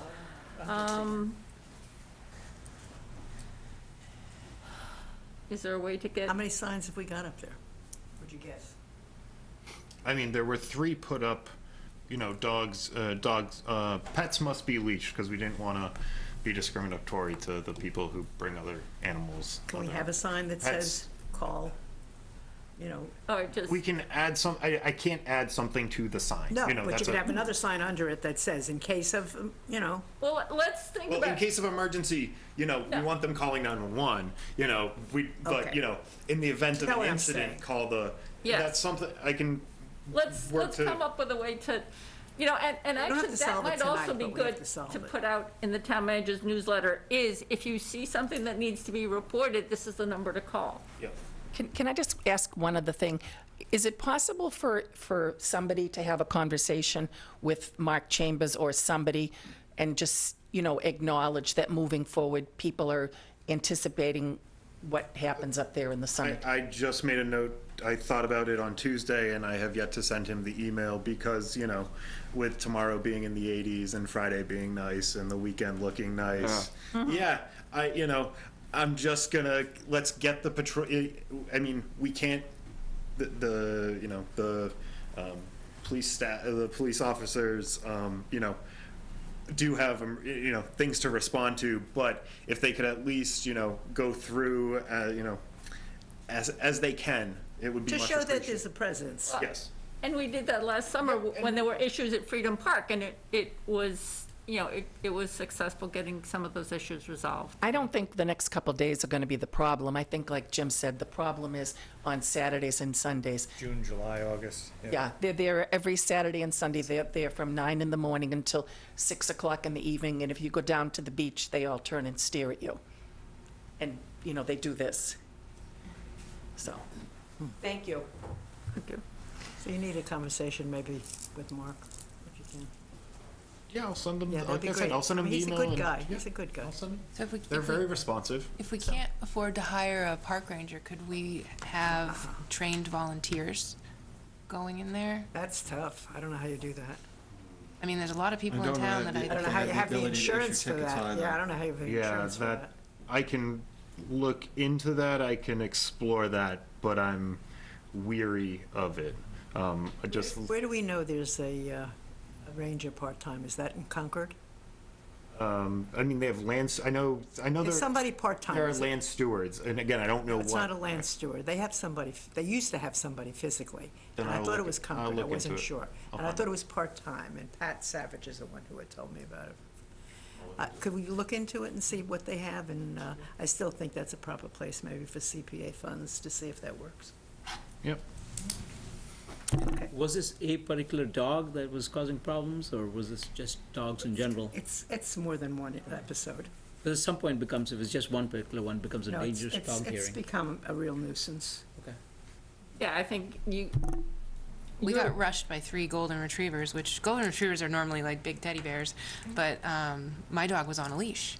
So she felt threatened and she growled, and then they just came after her, and and when people are like, oh, my dog's friendly, that's great, but my dog might not be friendly.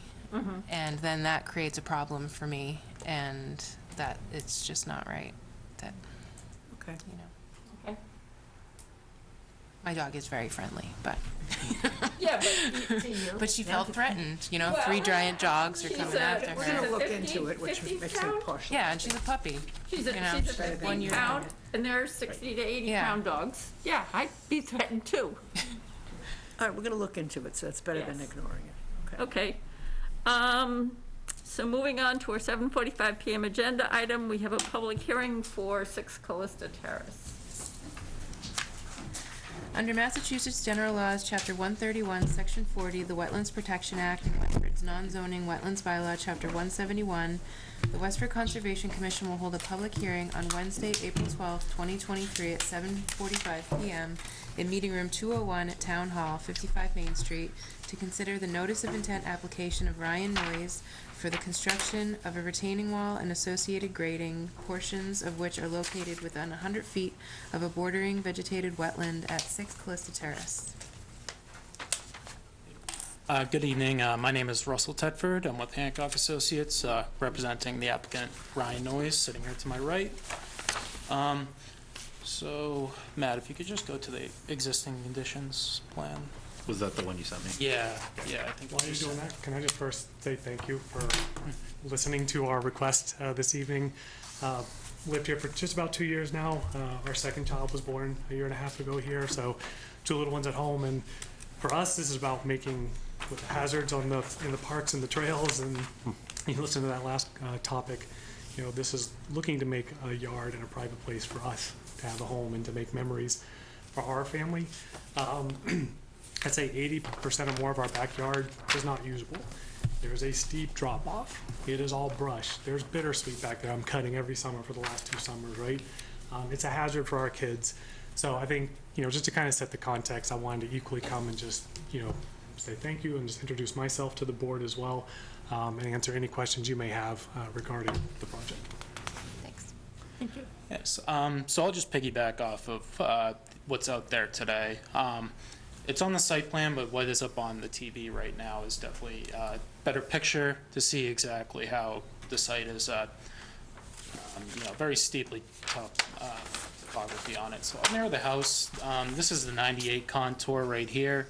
As you can see, this is about a 3-to-1 slope down to what is essentially a less than 1-to-1 slope. This is the area of bittersweet and really nasty brush that Ryan was just talking about. And then flowing down towards the rear of the lot, this is elevation 66 here. Wetlands are located at the top of the page right here, an area known as the Callista Woods Trust Land. Existing tree line you can see is right here. What is not shown on this plot plan here is there has been a deck as well as stairs installed right along here where the pointer is. That's shown on the site plan currently, but that exists today also. Matt, could you just flip to the site plan?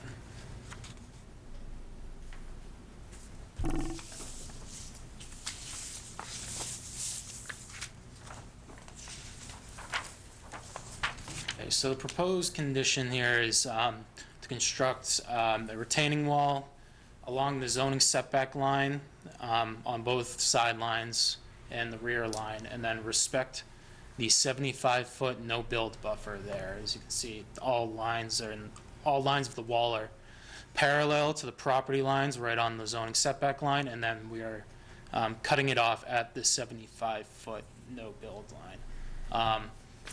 Associated disturbance will be, in terms of constructing this wall, are going to be needed for in between the 75 and the 50-foot buffer.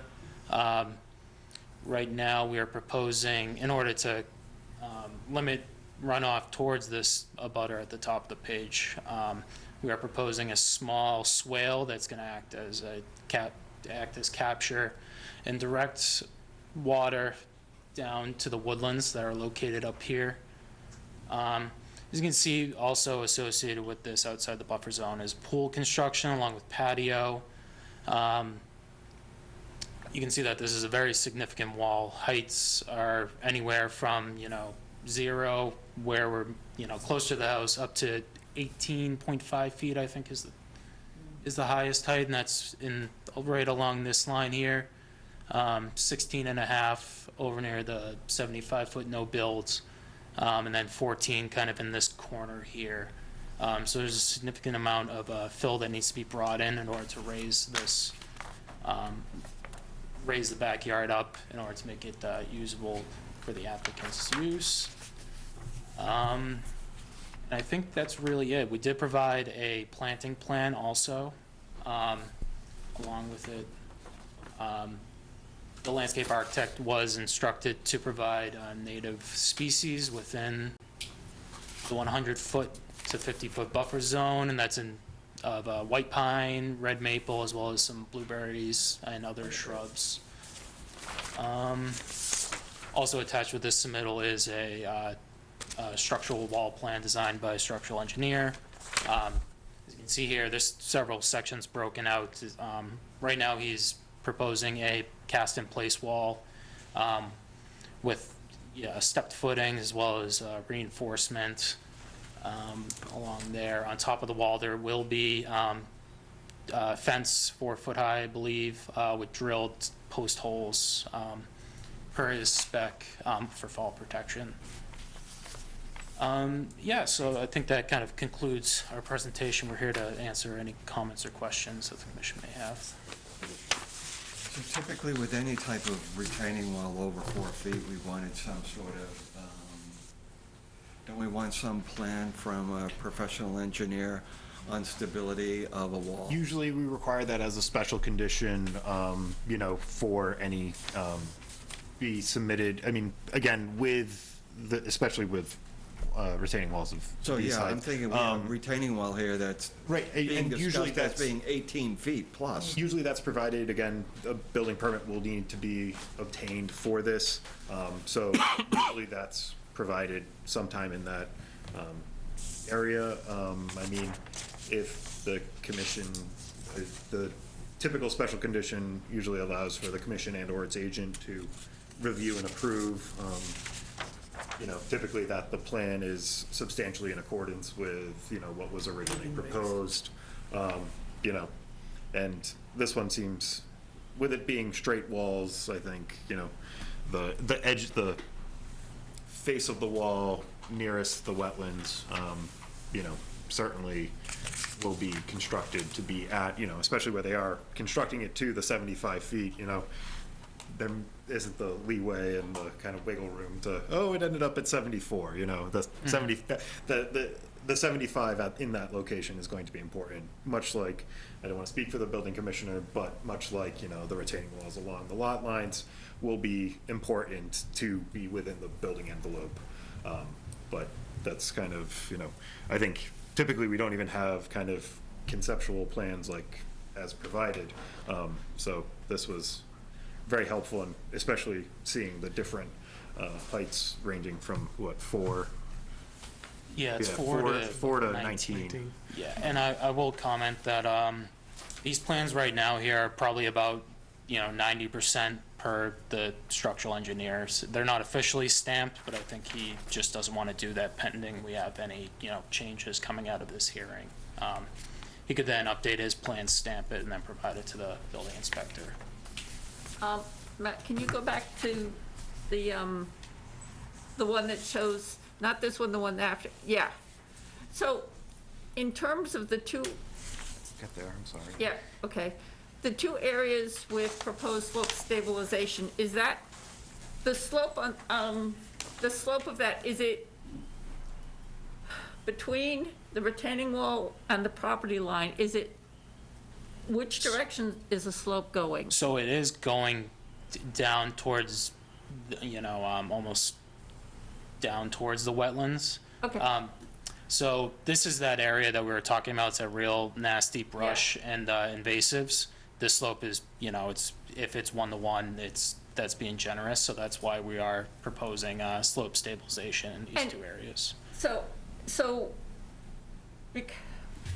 What I'm trying to envision is with the abutting property, is the abutting property higher than the area where the slope stabilization is? I don't know what the grade on these slopes are. And I guess where I was going is because you've got trees planted there, is instead of it being a slope, what about the idea of putting in, using timbers or whatever to create, say, 2 terraces, one for each tree, so that you're not looking at a slope, you're looking at something graduated where you're not necessarily dealing with water flowing down a continuous slope. Because I couldn't envision which way it was going in terms of water flow from the adjacent property, or would the water be going towards the adjacent property, that whole... Well, it's gonna flow right off. It probably is at like a 1-to-1 grade almost. Yeah, it's kind of... Right off at end of that other property. Yeah, Matt, if you could just flip to the existing conditions plan, I think it's more evident there. Yeah, so we're talking about this area here where it kind of... Yeah, but it doesn't show what the grading is like on the adjacent property. Yeah, so we're working, the Deacons actually just did a major project that you guys reviewed probably not too long ago as well. Yeah. So we have become friendly with them, and we are interested and motivated to try to make that as seamless as possible. So interesting idea. I think we were open to terrace, or do we kind of make the slope as gradual as possible? So I think we're trying to make it as seamless as possible between the 2 properties. If it can help alleviate any concerns around the slope that... Well, and just in terms of, because not being able to visualize when there's a heavy rain, if it's coming off the Deegan's property onto yours, the Well, it's concern... gonna come off of his onto his neighbors. It's gonna run down that slope. That's where it's gonna go. Because it falls so fast that their property's elevated as well. Yeah. And they kind of have this rock wall behind their house. And basically, in between our houses is, sorry for the term, we called it the butt crack. So basically, everything just kind of runs right between between the 2 properties. It's almost It's just so steep, that's where the everything contours kind of loop like that and create like a natural swale where runoff from, his side yard over here flows there and then travels And down I was just, I was thinking about things like yeah, like stepping and more terrace stepping, et look. cetera, so that you're not creating a ramp that the water just goes... Yeah, we can definitely look into that. Granted, it's outside the 100-foot buffer. I think we have a little more flexibility in terms of grading that, because I think, I don't want to speak for Ryan, but I think he would like to eliminate the steep slope where he could actually walk down here without, sliding down the face of it. If the commission was open to it, I think we'd be willing to fill that at a 3-to-1, kind of make it more reasonable, and it'll kind of level off. We just may have to fill in there a little bit beyond the 100-foot, just pure distance. 3-to-1, it's more than, I think 60 feet to get down that.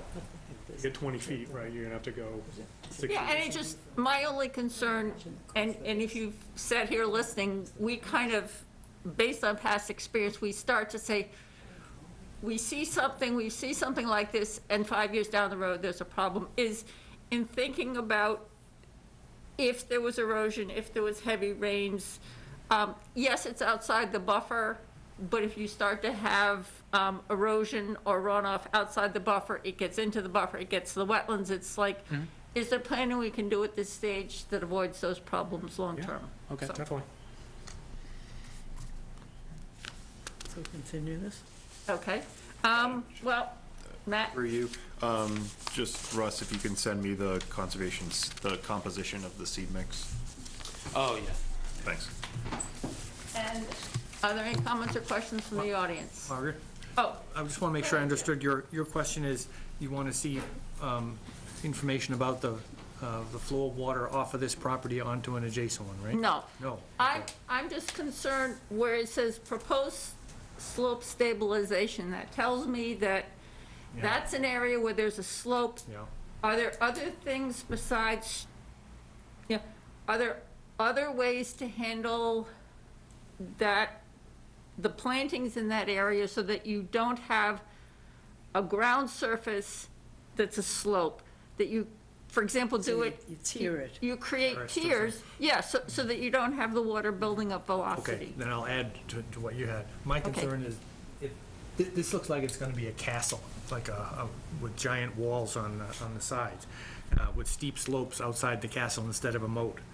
And I think we're gonna end up with a lot of rainwater flowing down off of that. As long as it is sloped, it's gonna be heading to the neighbor's yard, and that's not good, doesn't make for good Well, neighbors. I think they said that the Deacons is also higher elevation, so it's coming off the Deacons onto this, Well, if it's a slope, it's gonna go one way or the other. yeah. Which way is it going? It seems like it's gonna slope off of this, but slope into this steep little ravine and then head off this way. Yeah, so Because it seems like this raises up. So everything kind of follows through the middle here and ends up back here somewhere. Yeah. Yeah, I would say that Right. runoff is going kind of sheeting right along this property line here. The contours kind of turn to be parallel to this property line, with the existing house being where this piece of text is here. So that's why we're proposing this drainage swale Yeah, here. but- As a means to berm it and direct it into the woodlands, just so we're not sending, point discharge at the abutter. But I'm more concerned about the velocity and sheet flow on the other two sides. Right, there's three sides where there's. Yeah, I'm more concerned about the areas where there's proposed slope stabilization, because that tells me that there's gonna be a steep slope there, and I'm just thinking about other things, that's why I'm thinking, on those two sides, if you do the landscaping in terraces, you're eliminating that slope, you're doing it step down, you may be able to mitigate the effect of, Runoff on its Runoff. neighbors, Yeah. yeah, yes. All of us are up, all the houses are risen, right? So Yes. behind every house is like this. Yeah. Right, so it's a steep runoff right now behind yeah. all three of our houses are abutters on either side. We all have this 20-foot drop behind Yeah. all the houses. Well, and I'm, looking at all the landscape plantings you've got there, my thought is, if they're on a slope and you've got runoff, do you start having a problem with the runoff undermining their root structures, et cetera? Now's the time that you think about it, that says, we want the same end look, can we do it maybe a little different way so that we're eliminating that slope where you've got the water velocity? Maybe the tiers would, maybe, Yeah, it just, it would stop it. Something to explore. something to explore. I'm not an engineer. Continue But- this one. Huh? I'm done. Okay. Have we beat this one to death? Yep. Comments from the public? Um, I don't think there's anybody from the public. that we yeah. have to ask. Any comments or questions from the audience? No. Okay. Can, April 26th work for you? Yep. Does that work for you, Matt? Okay, So can I have a, are we gonna see some information then about which way the water's flowing and where it's all gonna go, okay. right? So, Or I thought we were gonna see something more about tiering possibly. well, and I guess, If they do that, then how does it make sense, you've heard comments from us, how does it make sense for you to give us that feedback? So I will say that the contractor who is on the Deegans and did all their flat work is also, probably gonna be doing the flat work over here. So I think he can come up with something where he's, if that's bringing in more fill or, like you were saying, like a terraced wall, Something to break it. yeah, I'm sure that, both of them could come up with a solution to that. To the table next time. Yeah. So do we want to see that before we start getting into, a lot of times we'll continue the public hearing and do orders, do you think we're at the point where we would have orders ready, or do we want to have a follow-up You don't discussion know what he's doing. at the next meeting? I mean, Mayor, I can certainly not prepare, I mean, I can have one for the commission for the consideration of the commission. Okay. You know, similarly to we did with 12 Castle, where come back, you know, present everything, and Okay, so you can start it. Right, And we yeah, can, we can kind of- amend it as, you know. Right. Okay. So quick questions from my Sure. understanding, sorry. So I heard the concern around the slope stabilization, a terrace, or something like the runoff. I can appreciate that. Are there other things as well, just as we start to think about, obviously, the scope of this project is large, and, you know, I think my concern was coming in and, you know, getting approval, like going within the 100-foot buffer. Is that equally, like, I'm not getting a good read if that is, if you're leaning toward that's okay? Like, we're trying to abide by the rules, obviously, and just go to the don't think I have an issue with 75 foot? that. So, Problem with that. so I haven't heard any questions about what you've proposed Okay. in the 100-foot buffer and with the drainage feature and the grading there, leading there. We're fine with that. We just, based on our experience, are looking at other places which have unique features and in extreme weather conditions could lead to erosion towards the buffers. So it just, you know, we're kind of thinking outside the box. And that's perfect, and from my perspective, it starts with, obviously, this is gonna be a multi-month or maybe year project, I have no idea, but I think the intent is just trying to get a sense of if we're on the right path and we're feeling okay, and we have a few more things to bring back, then, Yeah. okay, perfect. I just can't read anything. Can I have a motion to continue the public hearing till April 26th? So moved. Second. All those in favor? Aye. Aye. Thank So you for we'll your see time. Thank you. Moving on to our 7:50 PM agenda item, a public hearing for Johnson at 1 Court Road.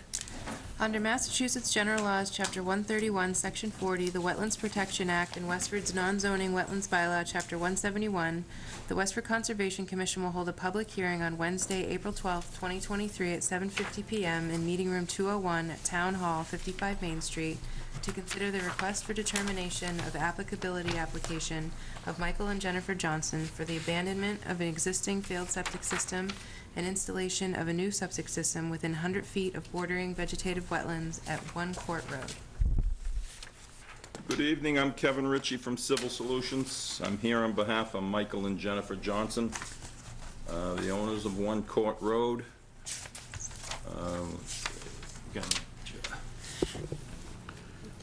So they currently have a failing septic system in their front yard.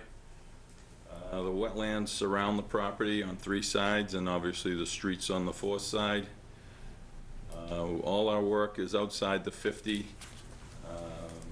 Basically, the entire lot is within 100 feet, except one little triangle in the front yard. The existing system is within 50 feet.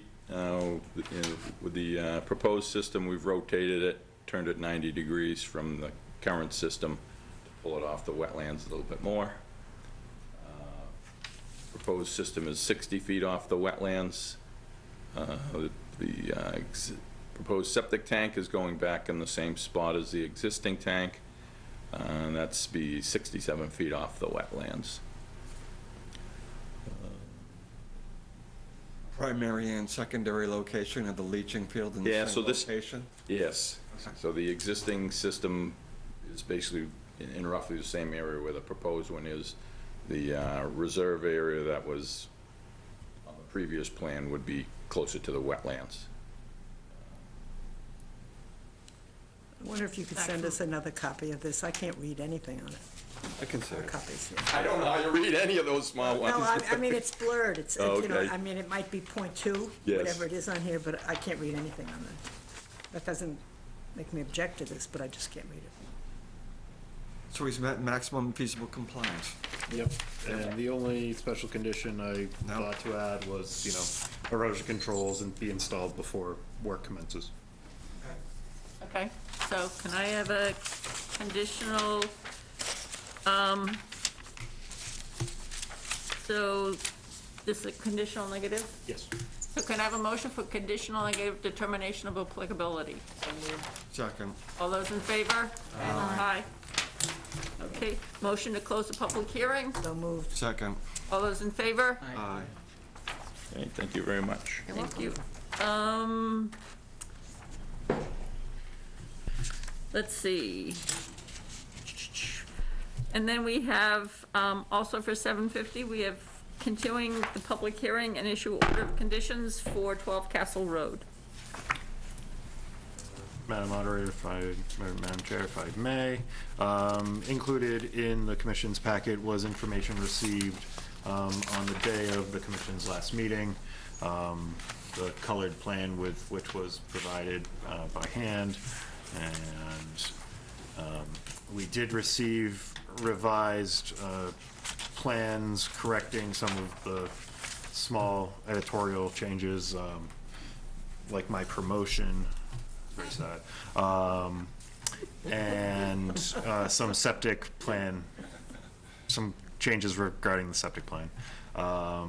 Draft special conditions were revised based upon the discussion with the applicant and the commission. Corrected the finding that approximately there will be an increase in the impervious area in the buffer zone by 217 square feet. And I also added an ongoing condition to be noted in the certificate of compliance that the maintenance of the infiltration BMPs and foundation train, which are within the buffer, to be allowed to continue so that they are able to be maintained. I think that is all my changes. If the commission has any questions or comments, I'd be happy to address. Any comments or questions from members of the audience? Yes. Since I've been sitting here all night, I know. I know. We'll make you an honorary member. So, I probably should be able to figure this out myself, but I couldn't. Is the water still going to be directed into that swale that's on this house's side of the common drive? So, There's the laser pointer there, the orange button. So this is the driveway. I mean, at the bottom of the driveway. Is it working fine? Just, isn't it right There we in go. here is the swale? Is the water, is this now going to stop the water from going? so this is erosion control. These are erosion controls being installed during construction. Okay, so that's got nothing to do with it. Yes, but they are proposing roof, and so runoff from the roof is being proposed to be directed into these chamber to be directly infiltrated. Runoff across the lawn, if still should be I don't think they're proposing any changes regarding. I think the grade is moving a little bit forward, but the changes aren't. There still should be water going to this drainage swale. The only reason I'm asking that is my husband was here last week and he said something about the water was going to start going across the driveway, which maybe he misunderstood or what was going on, but I thought that's why the swale was down here, was to prevent exactly that. I don't know how. You asked that Well, question before we agree. Can you, actually, can you slide it up? Yeah, it just, And by the way, my name is still wrong. Oh, they've missed They corrected it elsewhere, but that I one they know. missed. My husband said, isn't it a coincidence that the people next door to us are called Hackness? It's that Boston accent, the Hacknesses. was the grading here, is that going to, that's going, okay, so it's, sloping this way. yeah, It's sloping, towards the plan right. This is just to indicate there is an existing kind of berm along the property line. And Okay. that's to be or at the edge of the lawn, and that's to be continued. That's what this little kind of, So that keeps the water on this property as opposed to having it flow onto the adjacent property. right. And, the stone wall is shown there. I don't have a adequate answer to that question. Yeah, it's just right here, because if you remember, the first time we were here, that was one of the things I said, this is where I think this may be the electrical box that we've had continuous problems with over the years, that because the pipe from that box, which is supposed to go into the swale, gets clogged up, the water starts coming across the driveway instead of going into the swale. And I just wanted to, I'm really just trying to make sure that this doesn't make that worse. So is that box on your property? Yes. Okay, That box is on our property. And Okay. I'm not saying that that's their responsibility. I just don't want to well, make I that was any wondering worse. if in fact there is a problem with flow from there to the wetlands, I'm wondering if that's something that you could investigate and do for yourself. Yeah, we actually have already talked to somebody about Okay. clearing that out so that that gets fixed. Okay. But You I don't want them actually to told make him not to do it until after this construction goes on, because I don't want there to be a different problem, or for him to clean it out and then it get all blocked up again. It doesn't make any sense. So, but at the same time, I also want to make sure that it's Okay. not So made it do you think worse. the erosion control is sufficient so that there wouldn't be runoff onto the driveway? I think the erosion control is sufficient during construction. Construction, but not after the fact. Yeah, I don't know, I mean, maybe a, stone trench, we could, ask, them Why to, don't we do that? okay. If we still have a worry? Because it's too late to do it if we don't fix it, and then she's got a problem. So why don't we, I would hold off, I really would, and find out how they're looking to accommodate that. And if they can show us something physical, at least we would know that they're making an attempt. Okay. That's how I feel, because otherwise we've solved nothing, and then she's got a real I problem. prefer to deal with it before I issue the orders and then don't have any ability to do anything Exactly. about it. Exactly. Now, but And maybe we're lucky, maybe we don't have an issue. And I guess what I'm trying to understand is, so the water, it's water from that property getting down to where the box is? Yes. So if they put in a stone trench along their side of the property line, that would keep the water on That- site? We hope so. Yeah, I'm not an engineer either. Or they can suggest something that they can put so the water can't go down. I mean, they're the builders. Yeah. Well, and I get, yeah, do we have pictures of this that show where the water can flow? I have. I mean, I'm just, yeah. One photo from the last meeting packet of the driveway. You know, that the it way the was- properties are, the other people who have lived here have always just sort of, see that right there? Yeah. We did not plant all this stuff. The last two owners ago planted all of it. This is the box, right here. And that's actually on our property. But 2 owners ago, I was standing on, I was in front of my driveway, right? up their driveway a little bit. Oh, okay. I then parked it's my car in front of your for- driveway. Isn't that where all those bushes are, though? I think there may be another one to the left of the photo. Okay. Well, it looks kind of like that. Okay. And it's right at the top of my driveway. If you went I down. can see the wetness right there. The wetlands are all Yeah, right. those are wetlands that have come into existence since we've lived there because the water's flowing across it. And it's not a problem. I don't mind having additional wetlands on the property. I just don't want to, I don't want to have a water problem. That's all. I think it's worth asking. I can would reach out wanna see to, I can reach out to but them to see if there's something that can that we- in either, order- but have an answer from an engineer as to. I agree, you I know. agree. But in order for us to accept these order of conditions, they have to show us how they're handling the problem. And if it's in the order of conditions, then there's recourse. If not, we're screwing the next door neighbor. Yes, thank you very much. That's really the only question we have. This is why applicants should come, Well, I mean, you know, there's gonna be. why applicants should come when their order of conditions is being reviewed. Yes, yes. Okay, To 46. So we'll Yep. continue it till the 26th. yeah, so we continue so we'll continue the public hearing till April 26th. Can I have a motion, please? So moved. Second. All those in favor? Aye. And then we have continue public hearing and issue order of conditions for Summer Village Conservation Advisory Committee.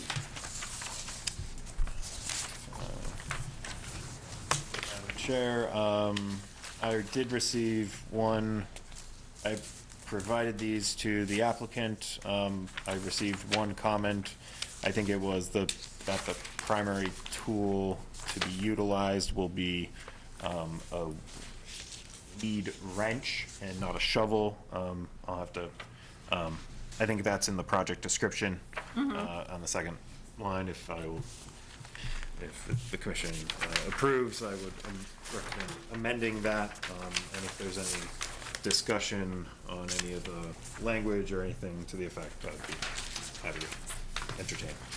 So people have had a chance to review the order of I make a conditions? motion that we approve as amended. Okay, so we're all fine with the amending? Except for 22, I'm thinking that maybe it should be, the timing for receiving the plans is maybe backwards.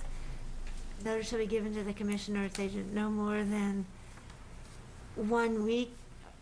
It should be maybe no more than 4 weeks and less than, Less than a week and no more than 4 weeks. Yeah. Right. Less, yeah. no, well, it's written there, no more than 4 Yep, weeks it's and just no the less than opposite. 1 week, right? Yep. I had to read, I had to read that over again.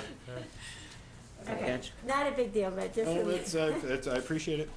Okay, so can I have a motion to issue the order of conditions as amended? So moved. Second. All those in favor? Aye. Moving on to the discussion and action items. Close that public hearing. Are we done with it? Oh, yes, thank you. Motion to close the public hearing. So moved. Second. All those in favor? Aye.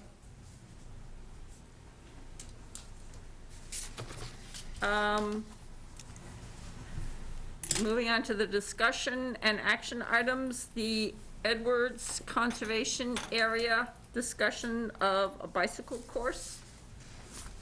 Yes, this is actually why I started getting involved with the Conservation Commission. Was I was walking down there one day and I noticed that there had been some sort of a vehicle had pushed all of the debris farther into the wetland. So I called, there's a sign that said, police take notice, so I called the Westford non-emergency line, and they got back to me and said that it was the highway department that went in there to push all that stuff out of the way, and that's, so then I got in, Bill Harmon and I got in contact, and we've put up some signs, and the signs get taken down, the signs get made into ramps, and they've cleared this entire area and created a bike path, obstacle course. But the neighbors, even though those boulders have been put in, the neighbors are still dumping leaves down there, Christmas trees. I found potted plants which was great because I got 2 free pot hangers out of the deal. I went in there and I cleaned up all that stuff. But this, I feel like this really needs to be maybe like a Boy Scout project, or the community gets together and plants something here or does something here that makes it known that this is protected area and you can't be hacking away at trees with hatchets and building all of these obstacle courses here. And there's actually a path that they've created. They've created a new trail through the woods for the bikes to go through. So there's new trails being made as well. These adults or children? These are kids. And when I went down there, there was a whole bunch of equipment right on the corner of one of the properties abutting the area, which was pretty much everything that they would need to do this, which is right at the end of Hemlock. I can investigate and find if necessary, if there are. That would stop it immediately, if we could find them. Yeah. and I'll also reach out to the police department, and I will, with school vacation being next week, I will, make regular trips out there. Nice. Me too. Could we have some kind of a sign that just says, that? Please turn into a bike ramp. Yeah, No, this- seriously, that, fine will be, Yeah, I have I would bright put up a orange, sign that says bright orange warning. cardstock that I can put There's up. a sign up there Yeah. about no dumping at this point. Well, I heard, But I don't know somebody in about- the neighborhood put that up years ago. It The wasn't. big one up on the tree? Yeah. Oh. I think that's And there was another Bill sign Harmon. there that had fallen down. I actually I'm found not that in against the putting woods. Yeah, up there's one that laid you down on I the pulled ground. that out. Because that in the they'll think woods. about I two was in there times. picking up trash. maybe. The big one says no dumping, violators will be prosecuted. Well, now let's say the fine is $50, $100, I don't know what it is, just put it up. Temporary orange signage up, and, stop doing it. This is the same plate because Bill Harmon was concerned about the leaf dumping. He made up his own signs and planted them here. He planted like 11 of them around Gets his it Yeah, those are all property. gone. Every one of them is gone now, Yeah. but most of them were gone within about a week or two. I hear you. But if there's a phone number, to call if you That see won't someone. cause the sign not to go away. Yeah. Well, then I don't know what to tell you. It's a great I think neighborhood. just enforcement, that's it. Yep. The adults in the neighborhood, Well, they're the ones dumping the leaves and their kids are in there Right. riding their Kids bike, are digging the holes for the so- bikes, and the adults are dumping the leaves in the trees. Yep. Sounds about I'm not right. gonna say anymore, because I don't know what to do with people A who. couple of people get fined and then things might change. Yeah, that's why I think we should. I think But I overall, need a to- little but- more but, enforcement is You in need to order. observe them in the act thereof. Yeah, and I think Yep. we also need to notify, again, our overworked police department, but Yep. we need to ask them to assist us in enforcing it if they see anything. Regularly, driving by and just adding that to their, areas of interest. I was also thinking that, and I would be happy to get this going, is I know there's a lot of people in the neighborhood who I'm friends with that are also upset with this. So maybe doing something like they're doing over at Summer Village, where we coordinate people in the community of Nevnasset to go in there and remove all the stuff That that's sounds been great. dumped in there, all the invasive species that are now in there, and, people in the community are And they picking can it have up a and cleaning potluck it. lunch or something Yeah. after Something like that. that. I'll donate some bagels. Thanks. Welcome. You organize. I will do that. Okay, then with the Finding mode too. parcel on Kersey Circle, that's We're tabling that. tabling that, waiting for the deed What are we tabling? research? The East accepting Kersey the Circle. donation of land on Oh. Kersey. Is there anything Okay. of significance why it's been returned to the lawyers? It's just their town council advised to update the title research so that, to make sure that there's no mortgage or. Okay, there's no issue. It's just, okay. It's a clean title. Okay, all right. So it's Stabbing and I are crossing a T. Yes. Okay. Wendell Place subdivision, accept and endorse trail easement. This is an open space residential subdivision which was approved by the planning board in 2021 maybe. And the commission is the signatory for accepting the trail easement. It is a private, the roadways of the subdivision will be private. So that is why in the easement, it allows for the